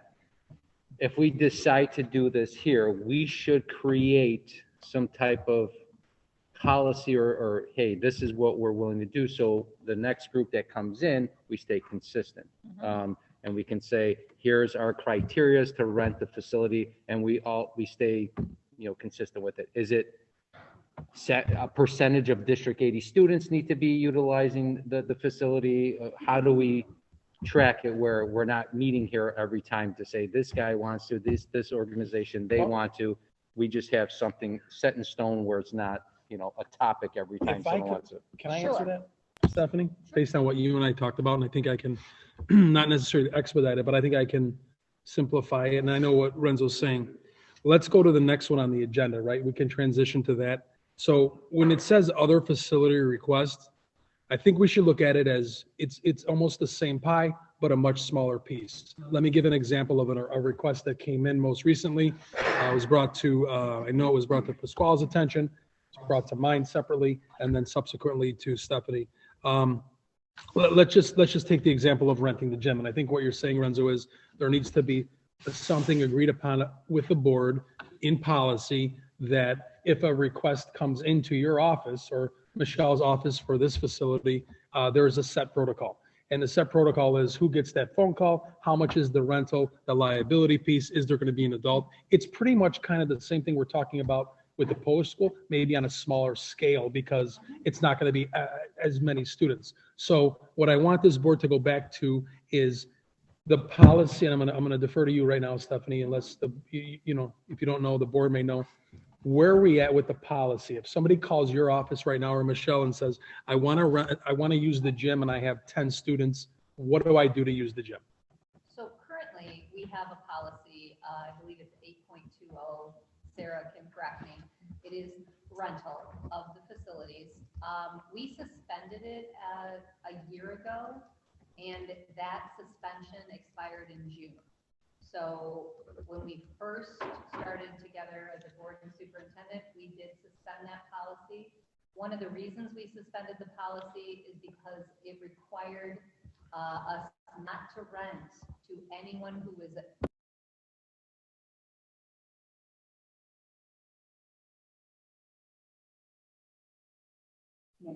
team that's for profit, we couldn't have rented to according to our policy. So we suspended it. Well, that was over in June.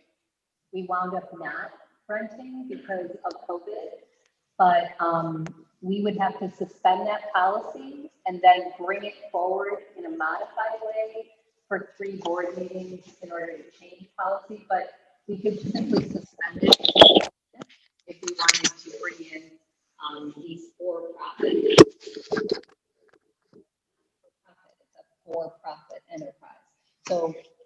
need to change your policy. So if I recall correctly, that was initially suspended and the decision was made on something that had some type of educational base. I think it was art program and drama. We did that, Correct. correct, Was what it was suspended that was for profit as So then the well. question was, do we want to limit it and say not for athletics or something of an educational base? All the schools an educational base, a art class or drama class is an educational base. You know, and that's something we can put in the policy, rewriting the policy of, do we want to make it to everybody? Or do we want to make it that it can be of some educational value and it can be a for-profit as long as it's within the guidelines? We can actually redesign that policy for that. And I agree with suspending because, you know, even though it was not a massive amount of kids, they did fill up the drama class, they did fill up the art class, and it's something that the kids were able to have educational value with. We expanded our opportunities for kids, for sure. Yeah. So I can, I'm going to provide you in closed session a copy of that policy so you can examine it. We also had some new language written up by CREA around our rental, and I'm showing you that in your packet as well. Yeah, and I think, like you said, I think we'll discuss it a little bit in close because I know there's some legalities to it that can't be discussed in open. But I think, again, let's go back to what we were saying earlier about summer school, right?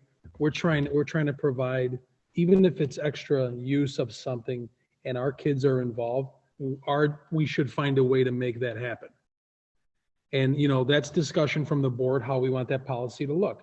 And then that's you, Stephanie, talking to CREA, you know, Darcy and Sarah, and drafting language that's in accordance to what the board wants and how to help, you know, not only our kids, but people that want to rent the buildings, you know, the facilities. So it's got to get done. So hopefully COVID it's still here, but it's the numbers are getting lower. So we got to get these kids back to doing what they want to do. And if there's extra services we can provide, we got to do it. So Stephanie, we're going to put you in charge of, you know, getting a hold of CREA, and we'll discuss it in closed as far as the legalities to it and the monetary type piece to that. So, but I mean, is that where we're at as a board, right? You know, and Tim. Obviously, I would bring something forward to the March board meeting for your approval. And we'll discuss it, but I think, right, it's pretty clear.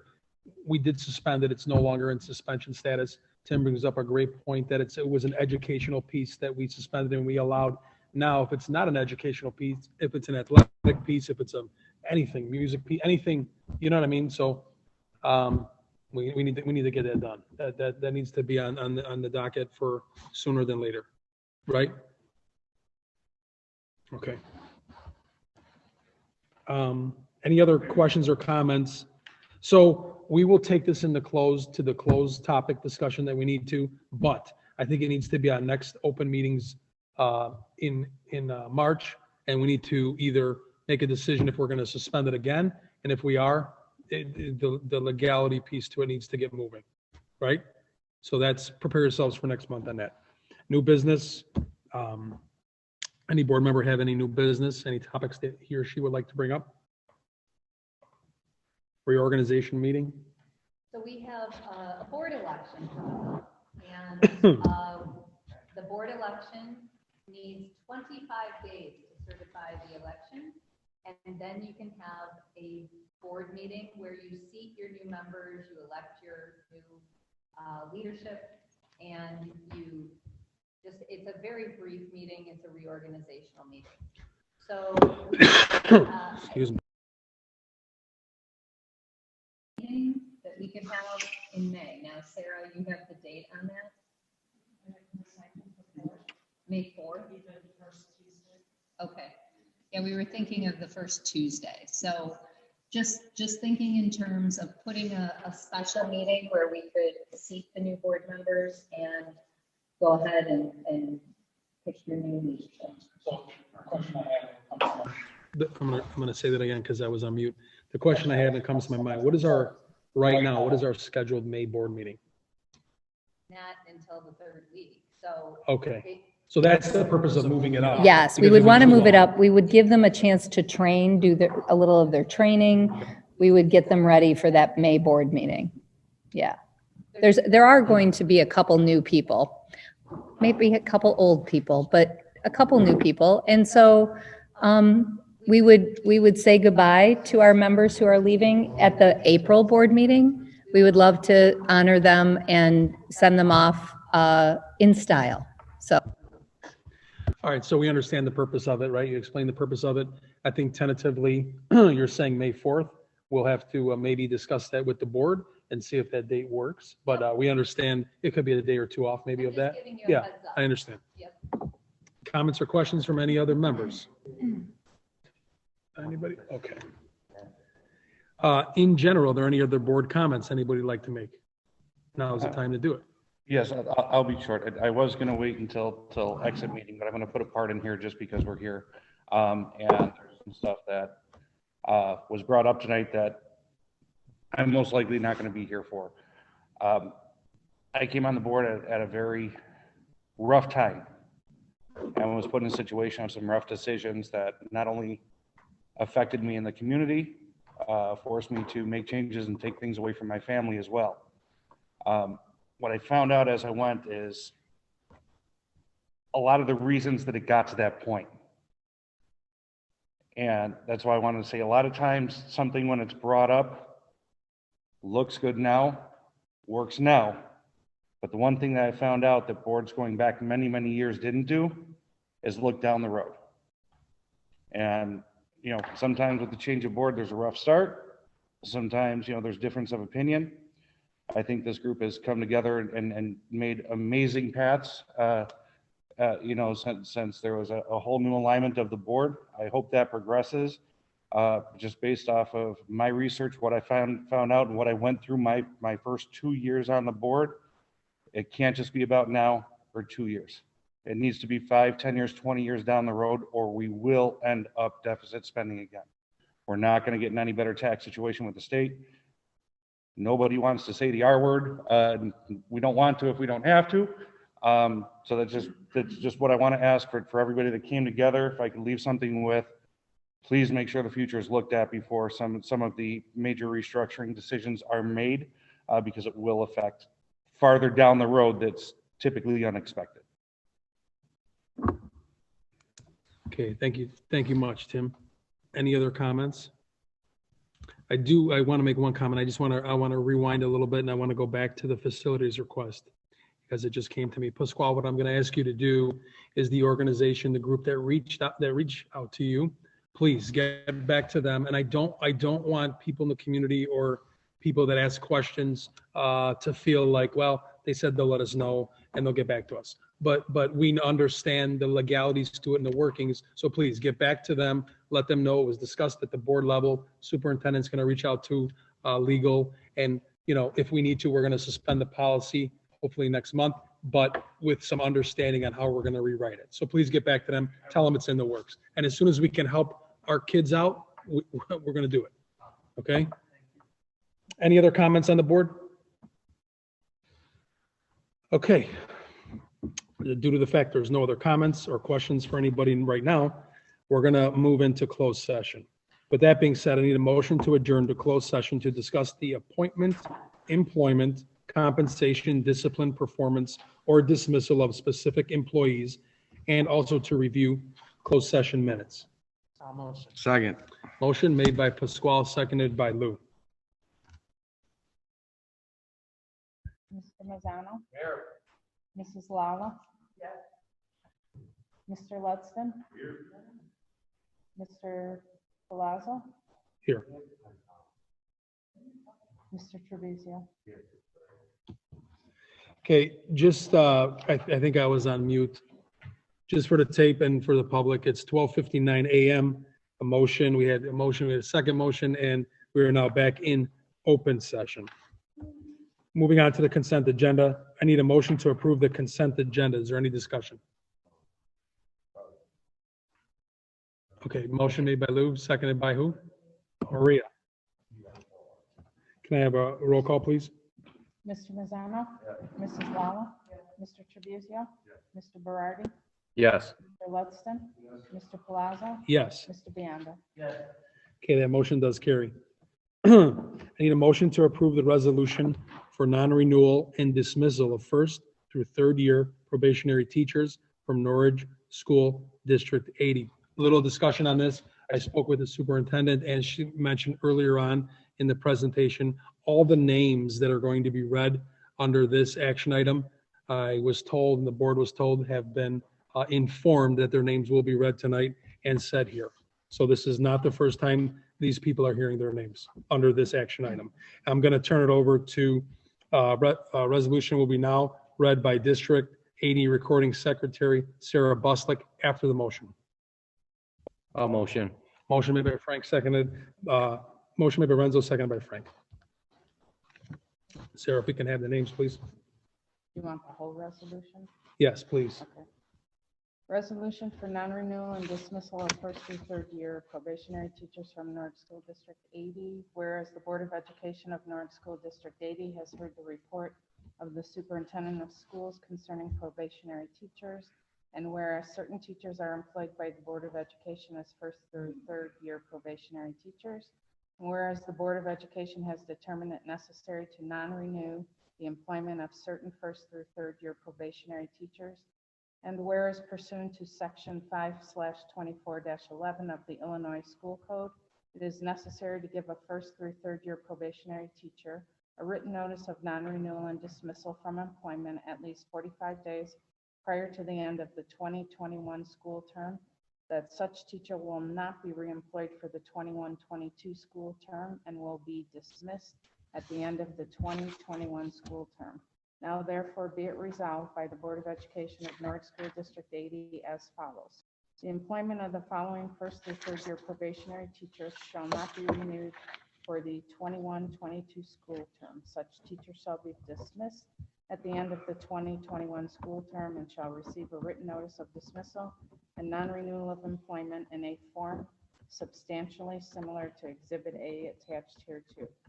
Thomas Palazzos, Nicholas Barkin, Laura Bartucci, Elizabetta Biffero, Anthony Coletta, Julia Dorans, Liliana Gomez, Rachel Kalkertz, Marissa Cott, Joseph Lentino, Emily Longo, Kimberly Lohr, Stephanie Mack, Kelly Novak, Felix Saji, Elise Salo, Mary Beth Schaefer, Lauren Schutz, who was Lauren Heilbrunn before, Marta Segovia, Hannah Schreiber, Tracy Smith, Kelly Stefanski, Brittany Tien, Kelly Trump, Patrick Woodward. The aforementioned teachers shall be given their respective written notices of non-renewal of employment and dismissal by regular mail, certified mail, return receipt requested, and by personal delivery with receipt at least 45 days before the end of the 2021 school term in accordance with section 5/24-11 of the Illinois School Code in a form substantially similar to Exhibit A. This resolution shall be in full force and effect upon its passage. That's it. Okay, I'll ask for that motion. Again. You have it. Oh. Yeah, okay, I'll take a roll call. Mr. Berardi? Yes. Mr. Fabrizio? Yes. Mr. Palazzo? Yes. Mr. Mazzano? Mr. Ledston? Mr. Biondo? Yes. Mrs. Lala? Okay, that motion does carry. I need a motion to approve the resolution authorizing the reduction in force of education support personnel. Any discussion prior? Okay, motion made by Renzo, seconded by Pasquale. Again, I'm going to turn it over to District 80 Recording Secretary Sarah Buslick. Resolution authorizing the reduction in force of education support personnel. Whereas the Board of Education of North School District number 80, Cook County, Illinois, employed the educational support personnel employees listed on Exhibit 1, and that is Angela Di Benedetto, Theodora Goritzin, Kathleen Kaufman, Stelianos Kokalias, Vanya Curry, Domenica Laspinara, Victoria Mazurko, Kathleen McFadden, Janet Metter, Jacqueline Mysek, Anna Osowska, Marta Sukanuk, Lisa Tuminaro. Whereas the Board of Education has determined that it is necessary to decrease the number of educational support personnel employees employed by the board, and that the educational support personnel employees listed on Exhibit 1 shall be honorably dismissed and not employed during the 21-22 school term pursuant to Section 10-23.5 of the School Code of Illinois, and whereas Section 10-23.5 of the School Code provides that any educational support personnel employee honorably dismissed shall be provided with a written notice of dismissal containing reason for the dismissal at least 30 days before the effective date of the dismissal. Now therefore be it resolved by the Board of Education of North School District Number 80, Cook County, Illinois, as follows. That the educational support personnel employees listed on Exhibit 1 are hereby honorably dismissed effective as of, I believe it's June 4th, 2021 as the last day. Right, they don't attend the last. Correct. Institute Day. That the President and Secretary of the Board of Education are hereby authorized and directed to give each educational support personnel employee written notice of non-renewal in the form attached hereto as Exhibit 2 and incorporated herein by this reference, and stating the reason or reasons for such dismissal as discussed in closed session by U.S. first-class mail and certified mail, return receipt requested at least 30 days before the effective date of dismissal. That the superintendent or designee will also personally deliver a copy of said notice to this educational support personnel employee. That this resolution will be in full force and effect forthwith upon its adoption. Okay, just a quick statement. Again, the names that were read under this action item, the Board of Education was told that this is not the first time that these people are hearing other names under this action item. We were told as a board that these employees of ours were notified of such. Roll call, please. Mr. Berardi? Yes. Mr. Piando? Yes. Mrs. Lala? Mr. Tribuzio? Yes. Mr. Ludston? Mr. Mazzano? Mr. Palazzo? Yes. Okay, that motion does carry. I need a motion to approve the intergovernmental agreement relating to the O'Hare Noise Compatibility Commission. Any discussion? Okay, look for the motion, please. Motion made by Pasquale, seconded by Maria. Roll call, please. Mr. Piando? Yes. Mrs. Lala? Mr. Tribuzio? Mr. Palazzo? Yes. Mr. Mazzano? Mr. Berardi? Yes. Mr. Ludston? Okay, motion does carry. I need a motion to approve the resolution authorizing an amendment of the intergovernmental agreement relating to the O'Hare Noise Compatibility Commission. Any discussion? Okay, I'll look for that motion. Motion made by Pasquale, seconded by Frank. Roll call, please. Mr. Biondo? Yes. Mr. Tribuzio? Mr. Berardi? Yes. Mr. Palazzo? Yes. Mrs. Lala? Mr. Ludston? Mr. Mazzano? Okay, motion does carry. I need a motion to approve the leave of absence request from Whitney Schott, fourth grade Lee School. Any discussion? Look for the motion. Motion made by Tim, seconded by Maria. Sarah, can I have a roll call? Mr. Palazzo? No. Mr. Ludston? No. Mrs. Lala? Mr. Biondo? No. Mr. Berardi? No. Mr. Tribuzio? No. Mr. Mazzano? That motion does not carry. I need a motion to approve the ESY, also known as the Extended School Year Staffing and Program. Any discussion? Okay, Pasquale, seconded by Tim. Roll call, please. Mr. Biondo? Yes. Mr. Ludston? Mr. Berardi? Yes. Mr. Mazzano? Mrs. Lala?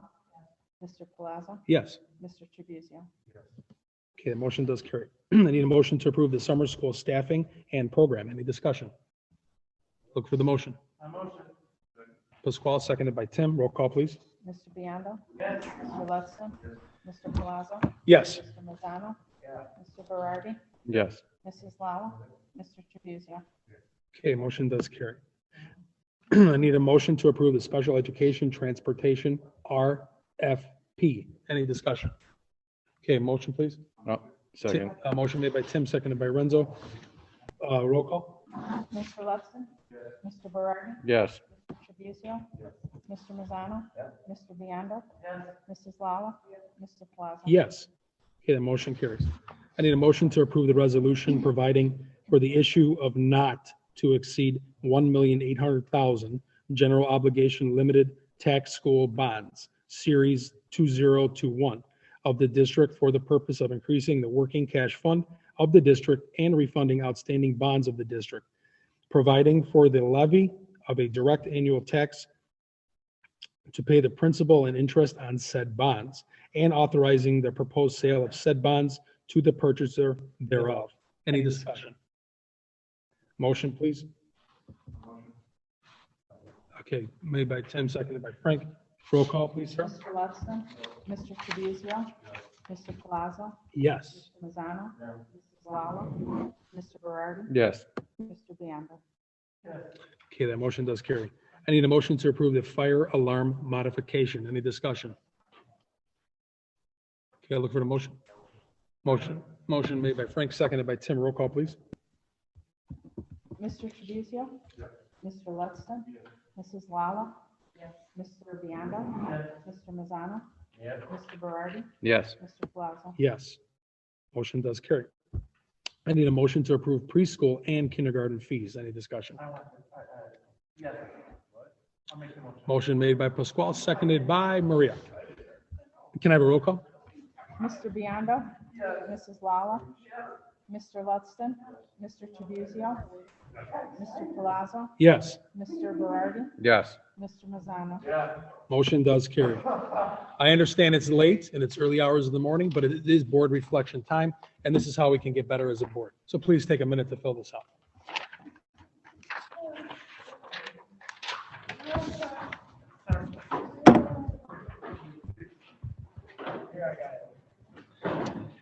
At the same time, I'm going to ask for a motion to adjourn at 1:12 a.m. February the 26th, 2021. Motion made by Pasquale, seconded by Maria. All in favor, please say aye. Aye. If there's any opposed, now's the time to say nay. The meeting is now adjourned, 1:12 a.m.